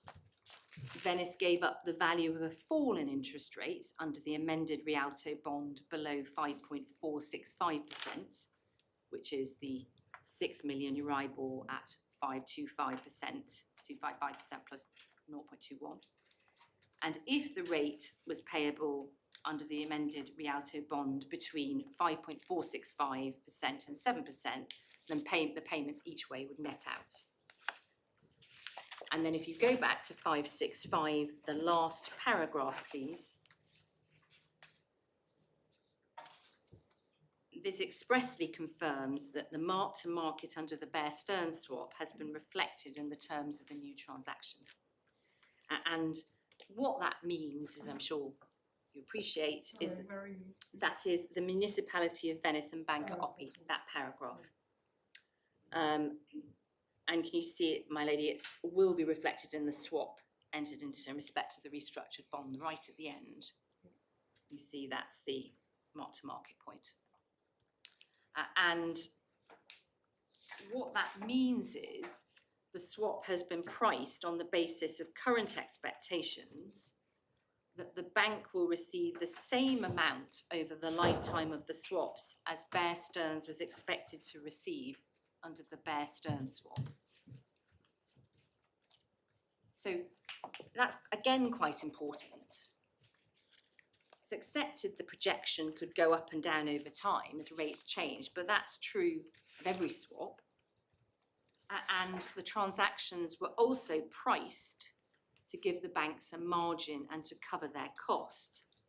But that shouldn't trouble this court because the judge held that this was reasonable, and there's no suggestion that that margin rendered the transactions impermissible, and no challenge is being made on that basis. So, and that's the judgment at paragraph 15. So, drawing that together, can I give you 6 points from the contracts, please? The first is that in legal and commercial terms, Venice did not borrow any money under the swaps.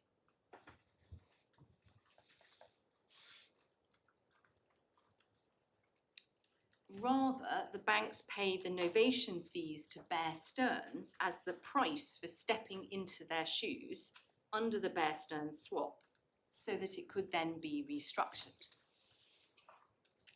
And I'd ask you to keep that point firmly in mind when we look at the judge's findings on borrowing.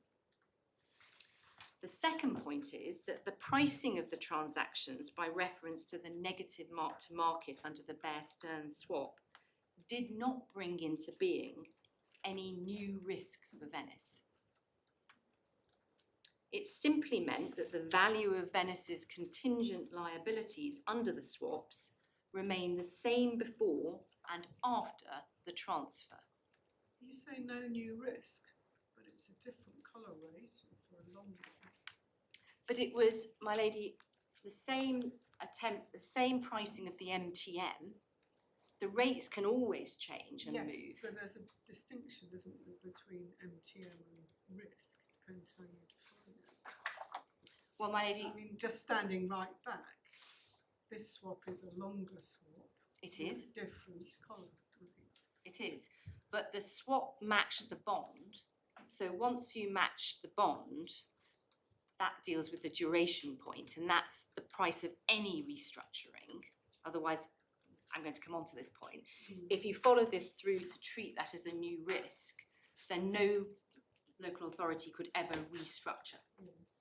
So one has to be quite circumspect about, I think precisely as your ladyship has just rightly identified, how you define new risk.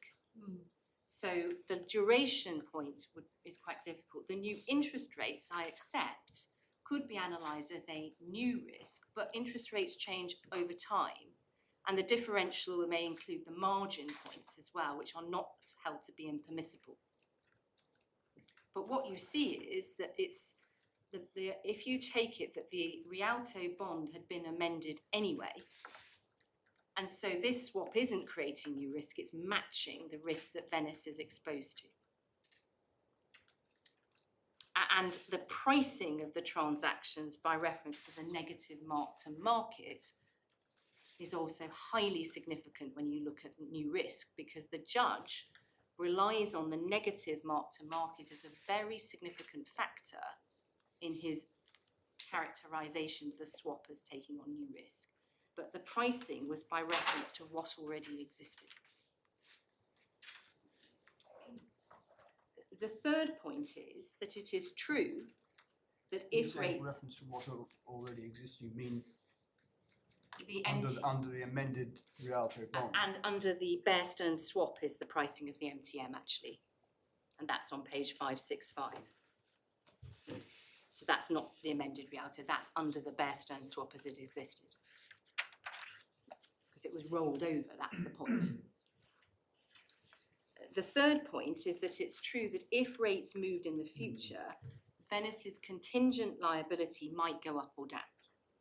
So Venice might end up paying more or less than the value of the negative mark to market. And that's, I think, my ladyship's point about the collar structure as well. But my lady, that is true of every swap and cannot be a basis for concluding that a swap is speculative. And one sees in Cattolica, they recognised that risk, but didn't suggest that that by itself made the swap speculative. Fourthly, the negative mark to market under the Bear Stearns swap meant that the terms of the swap were economically less advantageous to Venice than might have been the case if they had started with a clean slate. Accept that. But they didn't start with a clean slate, and this is where the judge's judgment, we suggest, wasn't realistic, wasn't real world, because they were already exposed to the risk of paying the floor rate under the Bear Stearns swap, and they couldn't wish away that risk. The fifth point is that it is instructive to consider what would have happened if Bear Stearns had agreed to restructure the swaps by extending the maturity date and rolling over the negative mark to market. Now, just standing back, this is quite a good test. If Bear Stearns had said, right, you've amended the Rialto bond, we will restructure the swaps and we will match the Rialto bond maturity date of 2037 and we will roll over the mark to market. So precisely what happened here. That would not be regarded as borrowing on any conceivable basis. So why should the position be different? Because the banks paid Bear Stearns to take over the position before them restructuring the swap in the same way. And that's where the novation point is highly relevant and may take this case out of the ordinary analysis of what may or may not be speculation. We just say the conclusion is quite clear. Otherwise, if you test it, it has very bizarre market consequences. And then sixthly, any change to a swap requires the mark to market to be addressed in some way. No sensible commercial counterparty will give up the mark to market in their favour. And that was why I was focusing on paragraphs 4.6 and 4.7 of Cattolica. Repeat that last point. Any change to the swap? Any change to the swap requires the mark to market to be addressed in some way. any restructuring, because no sensible commercial counterparty is simply going to give it up in their favour. And that was what I was showing you in the Cattolica decision in 4.6 and 4.7. It would be, because they recognise that. And it would be remarkable if addressing the mark-to-market in that way, which the Supreme Court appeared to consider acceptable, somehow means the transactions are rendered speculative. And the reason I was emphasising that I didn't accept the judge had properly said what would the Supreme Court do when analysing these swaps is there is no suggestion in Cattolica, we say the opposite is true, that addressing the mark-to-market renders a swap speculative. And if you reread in that context 4.6 and 4.7, and also the relevant paragraphs, I think it's 9.8, you'll see that that's not what the court had said. And if they'd wanted to say that, they could have done. So can I just show you now with that introduction how the judge dealt with these issues, and I can then explain why we say he got it wrong. I'm sorry I'm moving at quite a pace, it's just, there's quite a lot to get through, but if I need to slow down, please do say. Can we go straight, please, to paragraph 230?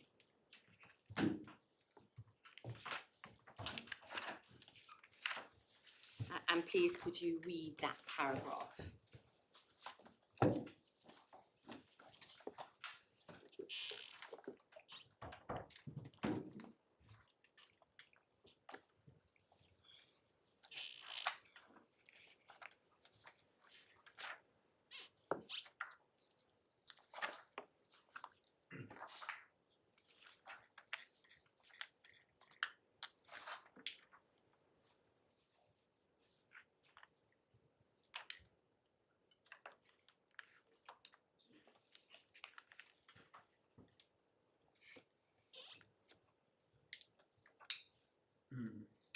So the starting point, just to make this point, with no, I'm not placing too much on it, but my learned friends are notably reluctant to defend this particular paragraph in their skeleton arguments. And there's a real defensiveness, which I would invite you to have a look at. The reference is paragraph 44.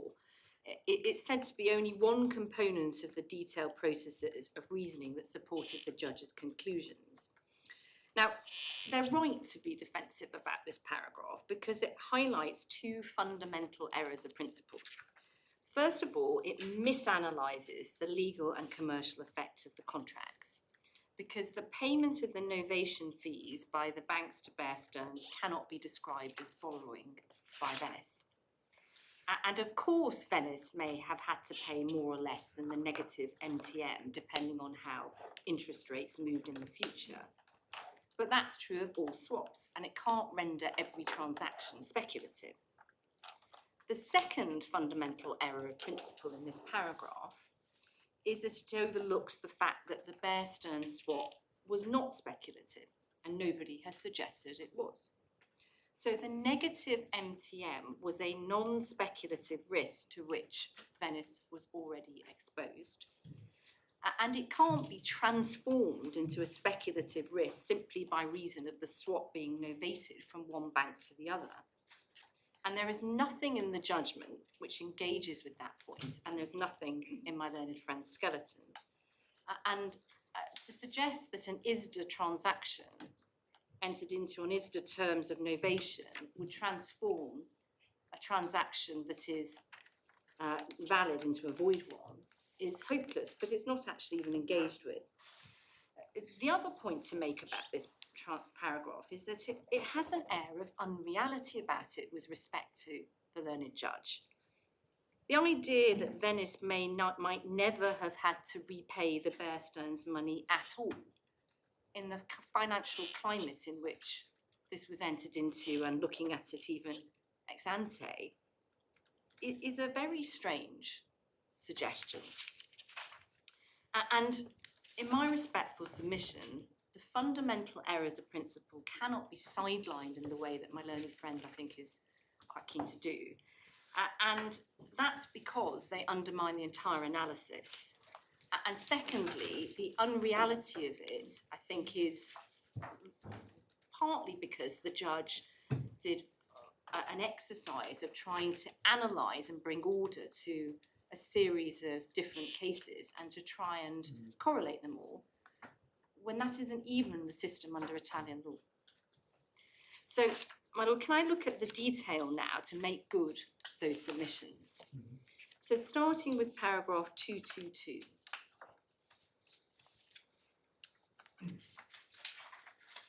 So the first point is that the judge rightly says that he can't attempt to formulate a definitive test of what makes a derivative speculative as a matter of Italian law, because he accepts the Supreme Court in Cattolica did not itself do so. And yet, in a sense, that's precisely what he then goes on to try and do, even though the Supreme Court didn't do it. And he then says he is going to go through a number of indicia or features, but note the reference to the Italian case law. And what we will come on to see is a mixture of interlocutory decisions, first instance decisions, decisions which probably can't stand in light of later Supreme Court decisions. And they're all mixed in. Which paragraph are you reading from? 222. 222. So I will not attempt to formulate a definitive test. And he also refers 4 lines down to the Italian case law as an amorphous body, which goes to your original point, my lord, as to what he's actually trying to do. And indicia features which either individually or in combination may have the effect. And then it's suggested that all of this may be reflected in English case law on the same topic, which obviously goes to my point of now this goes as well to the point of what the judge was doing in bringing his legal judgment, and why I'm saying it's at the end of the spectrum. I am, because this is not applying an article like Article 1196. This is going through a whole exercise of trying to pick out features from both Italian and English cases. He then goes on in paragraph 223 to say, but I know it when I see it. Can you see that, my lord? It's 2 lines up from the bottom. That's the test he's applying. But I know it when I see it.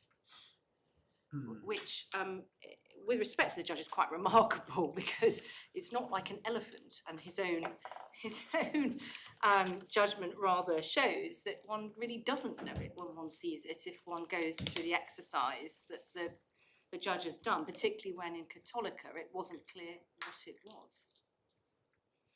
So we then, my lord, make the point that irrespective of the judge's approach, it shows from these 2 paragraphs, and I'll come on to show you, that this court is in as good a position to exercise its own judgment, given the approach the judge took.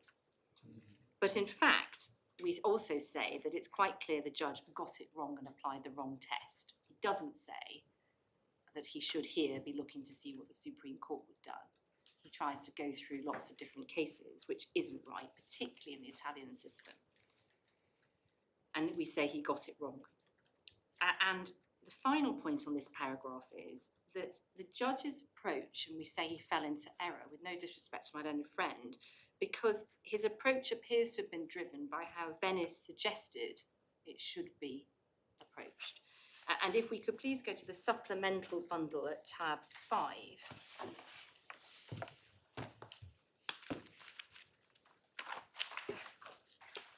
This is Venice's written closing submissions, and it's page 30 of the hard copy, paragraph 24.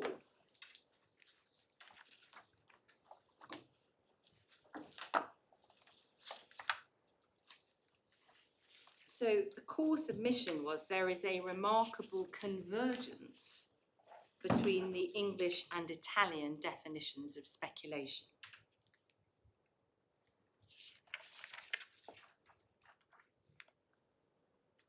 So So it's a bit surprising now to see in Venice's skeleton the argument that this aspect of the judge's reasoning is not similar to English law.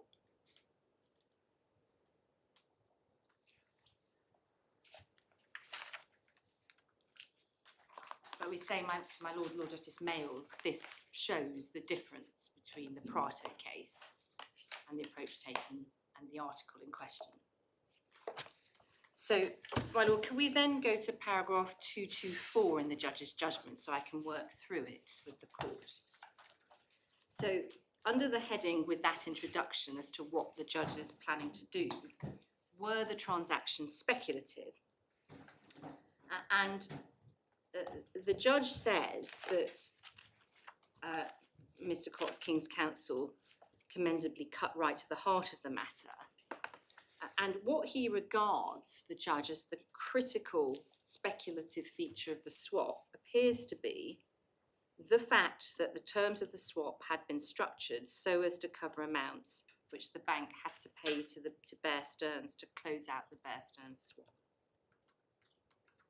So that is, it seems to be, and we'll come on to that, that's how the case is put, is that's the key feature. So, putting it another way, the fact that the bank, rather than Bear Stearns, restructured the swap, converts this from a non-speculative swap to a speculative swap. If we go then to paragraph 225, here are, my Lord, the facts about Venice's decision to enter into the swap that I said I would come back to.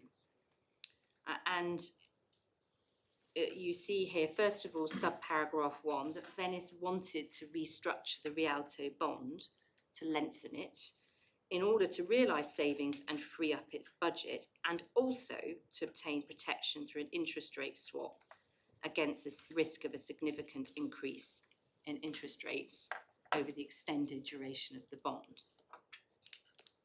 Number 2, the Bear Stearns swap reflected the original tenor of the Rialto bond, with the result that by 2007 end, the Bear Stearns swap had a significant MTM.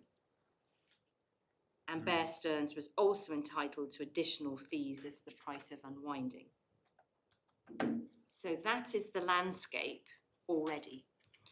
Paragraph 3, any restructuring of Venice's protection to reflect its desire to extend the repayment date of the bond required Venice, emphasise required, to address the Bear Stearns swap and the negative MTM on it. That could have been done by making a payment to Bear Stearns to unwind it and entering into a new and independent transaction, renegotiating the duration of the Bear Stearns swap rolling over the MTM, and 3, entering into another swap with banks who would make the payment necessary to close out the Bear Stearns swap and recover the cost of doing so through the terms of the new swap. And as I've explained, I'm satisfied that by the time it issued the tender letters, Venice had decided to replace the Bear Stearns swap, and it wished to do so without having to meet the wind-up cost, and therefore we're in the territory of option 3 as a result of Venice's choice. And little 5, the result was that the transactions were entered into in part for the purpose of providing protection against a significant increase in interest rates during the extended period of the Rialto bond.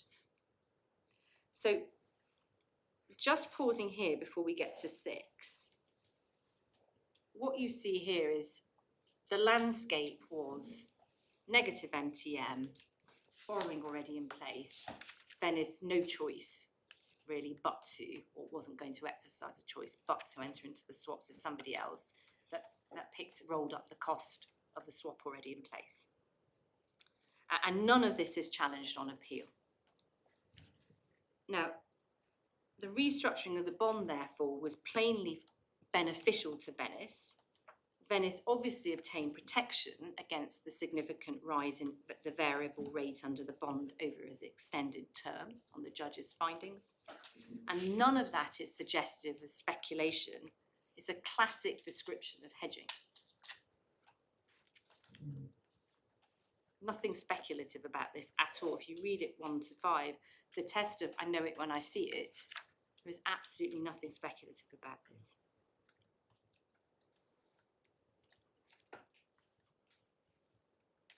And in The first particular, sentence of 5 is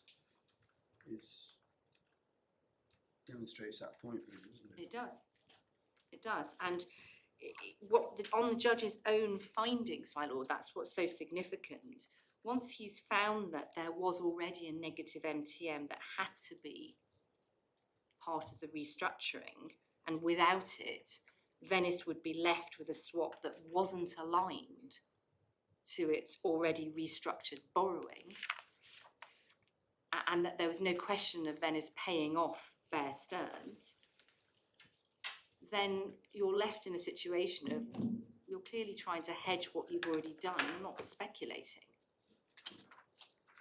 And the other point is, just pausing here, neither option 2 or 3 of the options identified in subparagraph 3 of 225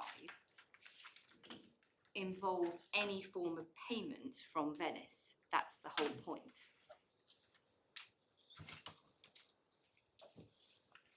Both options, so whether it's to renegotiating the duration of Bear Stearns or with Bear Stearns, or entering into an IRS with another bank, both options involve the mark-to-market being rolled over into a new transaction. And that's one of the reasons why I was making the point that you would have to consider both 2 and 3 in this paragraph as speculative. You couldn't just say that 3 is speculative.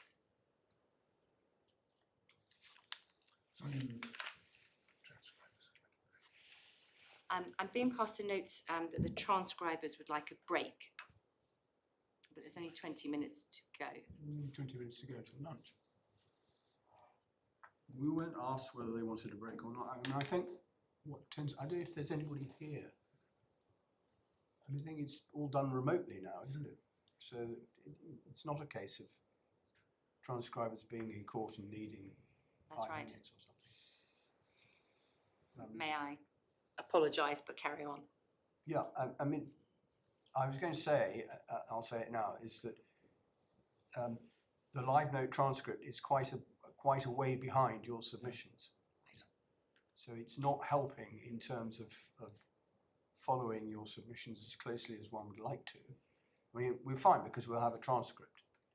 But normally, what you're saying is appearing on screen, which is why once or twice I've asked you to repeat things. Yes. Because the transcript is about 4 minutes behind. Right. Now, I don't know why that is. I understand they're taking it off the live stream and there's a delay. There's of course a delay on the live stream. No, is that what it is? Yes. Right. I don't think I'm going particularly fast, although I am pressing on. So it isn't in fact live note in the traditional way? No, that's why, I'm afraid. We can see if we can try and adjust that at all. Well, but you probably can't. I'm sure the lady's right about that. Okay, well, over the lunch break, can you find out from Opus 2 whether they really do need a break in the afternoon or not? Because I think when it's, as I say, when it's a remote transcription, we tend not to take breaks. we'll do that, my lord. I'm Sometimes quite the short court on says time, we quite so like I a would. break. I'd be keen not to. We've lost the will to live, but we haven't done yet. Almost. Haven't got to ground 4 yet. Right. My lord, I was making the point that testing the proposition, Yeah. you would have to be comfortable that options 2 and 3 are both speculative. And neither, it's clear that neither of them are. And no case has been advanced that little 2 even would be.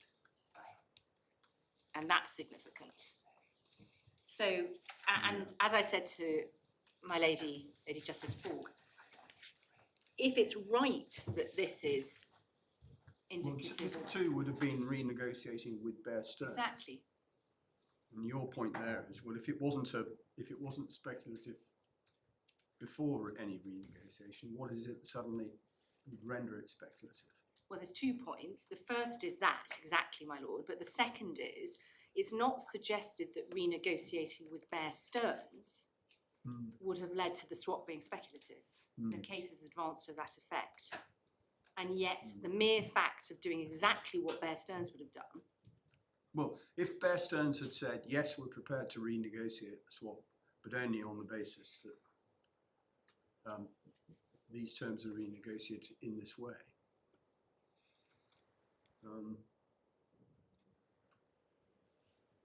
Yeah. Okay. It's just not engaged with. I mean, if there'd been a renegotiation with Bear Stearns, there would have been no fee payable, obviously, but the terms of the renegotiated swap would be, or at least could have been, the same as your Precisely. swaps, because they would have accommodated the negative mark-to-market in the same Precisely. way that you have. Precisely, and once the judge has found in paragraph 15 that the fee doesn't render this speculative, you see my point.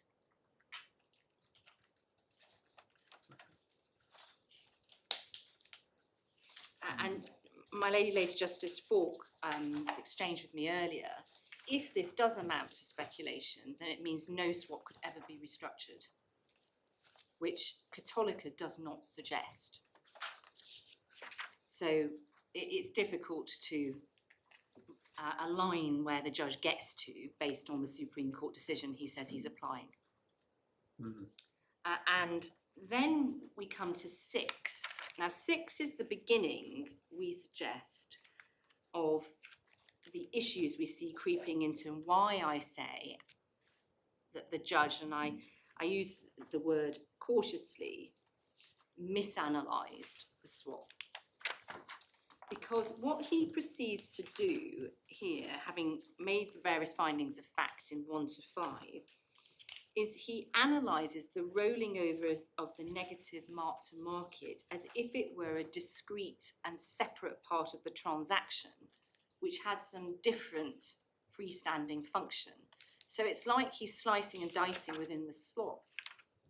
And that's just not the way a swap is analysed. A swap is one transaction. It might have different features of an interest rate and how it's priced and fees, but they go into one financial transaction. And as this court knows all too well, you have many scenarios where you have the one transaction being analysed even as the whole of a different suite of individual instruments as one transaction. The idea that you would slice and dice within a swap is very strange. And I think this comes from the way in which he says the heart of the matter was to be analysed in 224.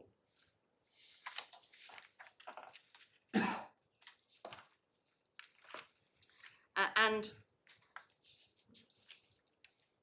the point in 230, which my learned friends, as I've said, not run away from, but distance from, seems to be then the absolute heart of the judge's reasoning. And just so I take this off the table, no issue arises in relation to the cash flow element of the swap, which was a short-term benefit to Venice. There's no point on that. So can we then go on to 226, which if we can cover that before lunch, I think it'd be a good place to get to. The judge then explains the financial implications of the rolling over of the negative MTM. And what he says is, it was the principal reason why the transactions had a very significant MTM, covering the costs of winding up the Bear Stearns swap in the bank's favour. It was the principal reason why the value to the banks of the interest rate floor was more than 5 times the value to Venice. And it was the principal reason why the probability of Venice losing monies on the transaction was high. And so what we see here is that these were all consequences of a contract Venice had already entered into and a liability to which it was already exposed. And that's why I said there's not new borrowing or new risk when we had the debate. One can see that what he calls as the principal reasons were things that existed in the first place. And it may be also useful to point out to the court by way of background, I appreciate it doesn't probably go very far, but it is that although these financial consequences meant that there was a high risk of loss to Venice, that risk was actually lower than it had been under the Bear Stearns swap. And the references for this paragraph 45, subparagraph 7 of my skeleton, which is in the core bundle at tab 3, page 32. And it was the unchallenged evidence of Mr. Malek for the banks that the risk of Venice losing money was greater under the Bear Stearns swap than it was under the transactions. If we could then go on to Well, 227. Is that on the hypothesis that the Rialto bond had been amended?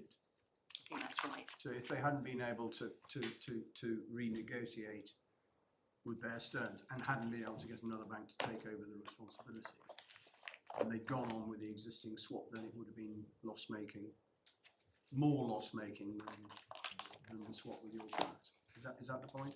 I'm just going to turn up, my lord, the relevant passage so I get this completely right. It's 45.7 Sorry, it's in the in my skeleton argument. supplementary bundle. It's in the core bundle, tab 3, volume 1. Oh, in your skeleton for the My appeal? skeleton argument. Right. Okay. Sorry, it doesn't help. So can I turn up the actual underlying evidence Yes. after the lunch break, just Yeah, to show if you you- exactly? But I think it may just be statistically the chances of loss, but let me be absolutely clear on that. Okay. And I think it is on the assumption of no renegotiation of the Bear Stearns swap, as your lordship Yeah. has just identified. 227, my lord. This is the culmination then of the paragraphs and the reasoning preceding it. So it's said by the bank, by the judge, that in addressing that cost of winding up the Bear Stearns swap, Venice was obtaining the possibility that interest rate movements during the life of the transactions would be such that Venice wouldn't have to pay a sum equivalent to the wind-up cost, but in return was running the risk that interest rate movements during the life of the transaction would lead it to pay more. Now, again, first of all, that's movement of interest rates, that's how a swap works. Secondly, the swap here, though, is treated by the judge as a way of funding the wind-up cost and then speculating on future interest rates. So you see this sort of slicing and dicing idea, but it's all done without acknowledgement that the negative MTM under the Bear Stearns swap was not a speculative risk.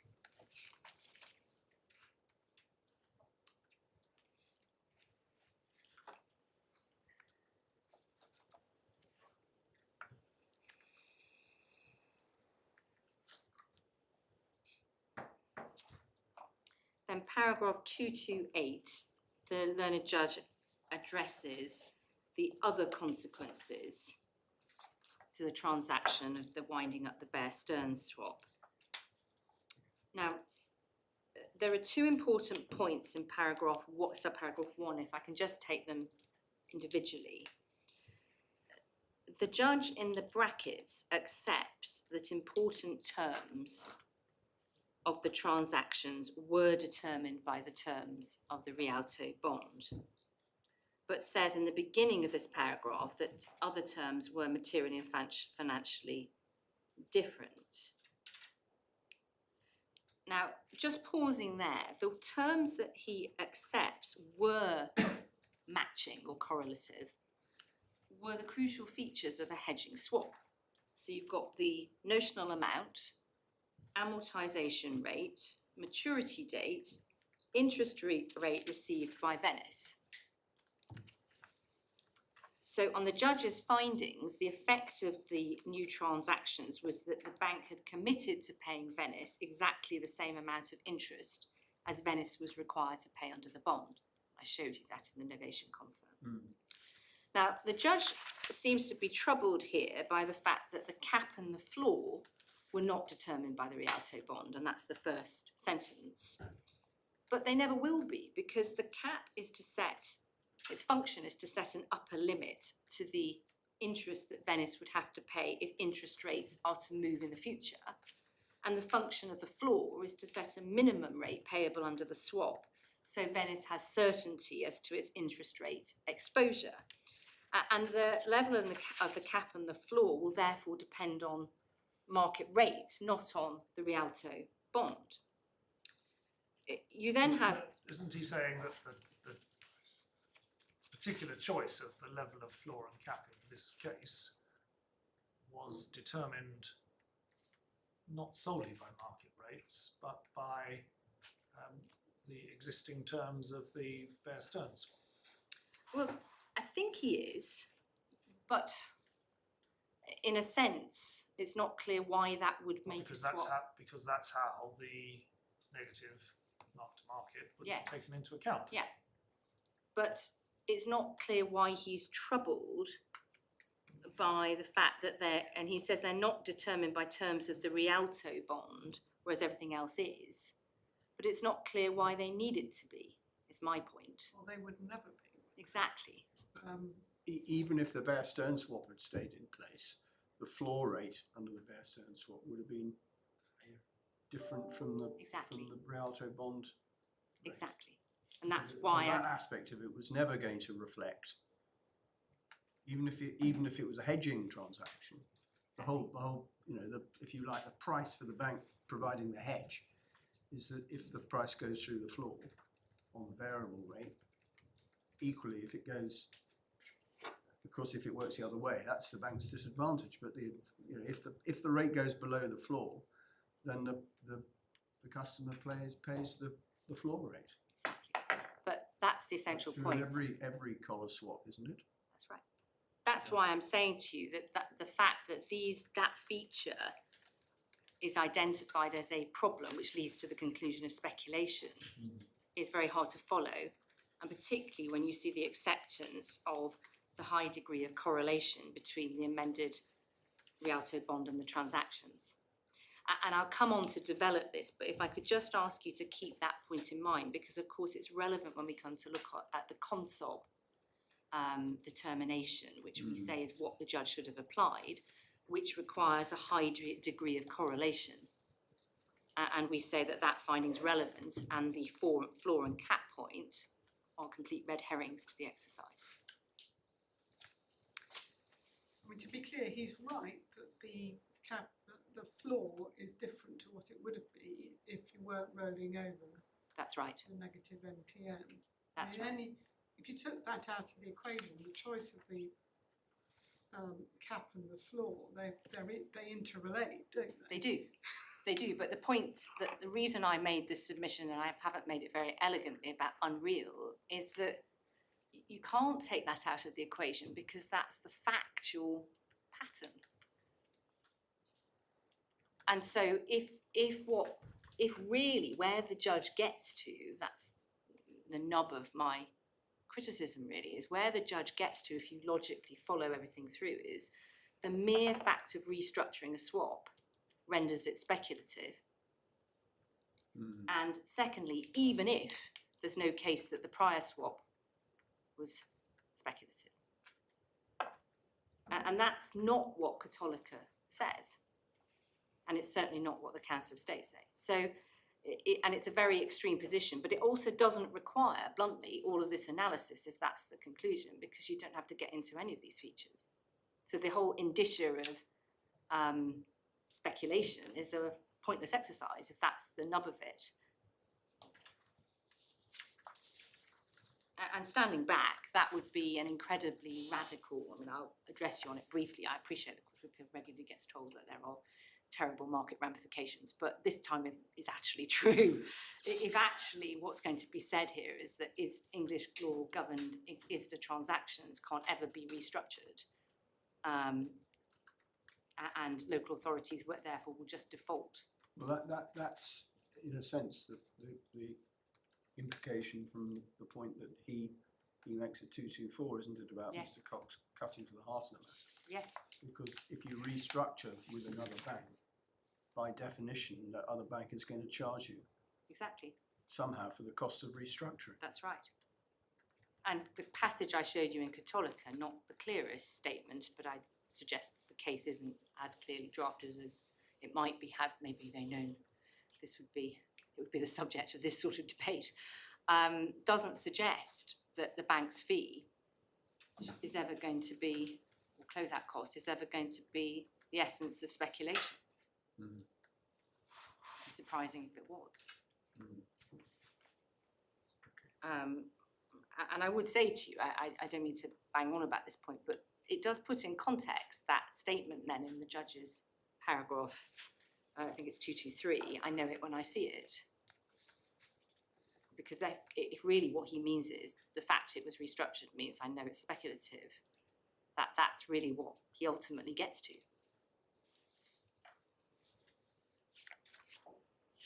And then, my lord, I was on little 2, I think. It means that the minimum interest rate which Venice was committing to pay was not aligned with the forward rate curve, but that's again a function of the existing MTM. And then little 3 is quite important, if you could read this paragraph before we break. I have 2 points to make on it once you have.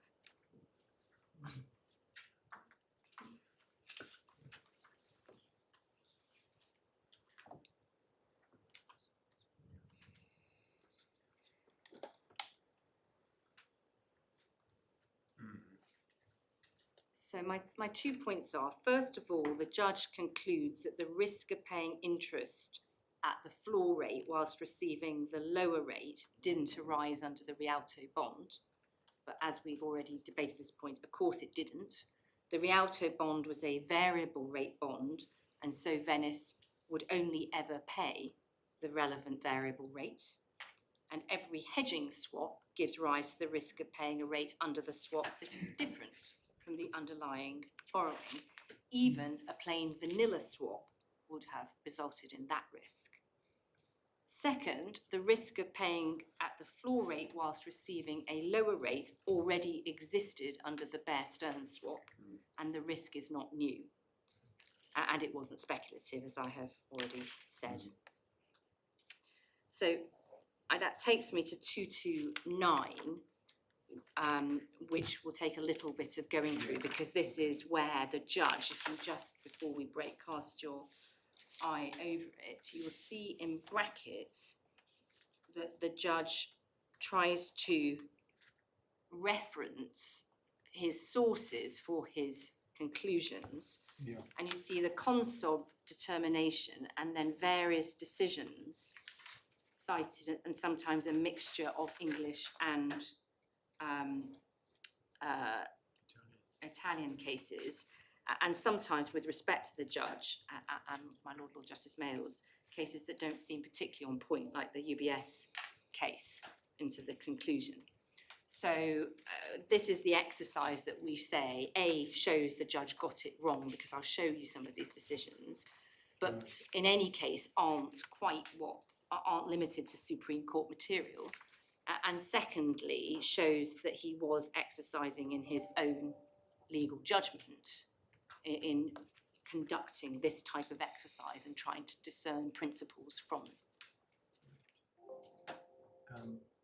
Is it a convenient moment? It is.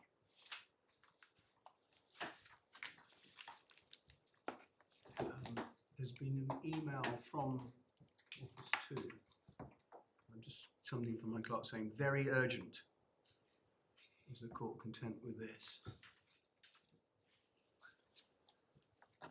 No available transcribers to come in person. However, they are able to set up their own audio and recording equipment for the sole use of the reporting team. Please note, due to the layout of the hearing room, this may provide limited video view. Should provide a quicker connection between the reporters writing the real-time transcript and the live speech happening in the courtroom. Have a think about that and let us know. I do think. Let them know. I mean, obviously, in an ideal world, it would be like a sort of traditional live mode, but if it's just not feasible for whatever reason, then this is what we've got. All right. Thank you. 2 o'clock. All right.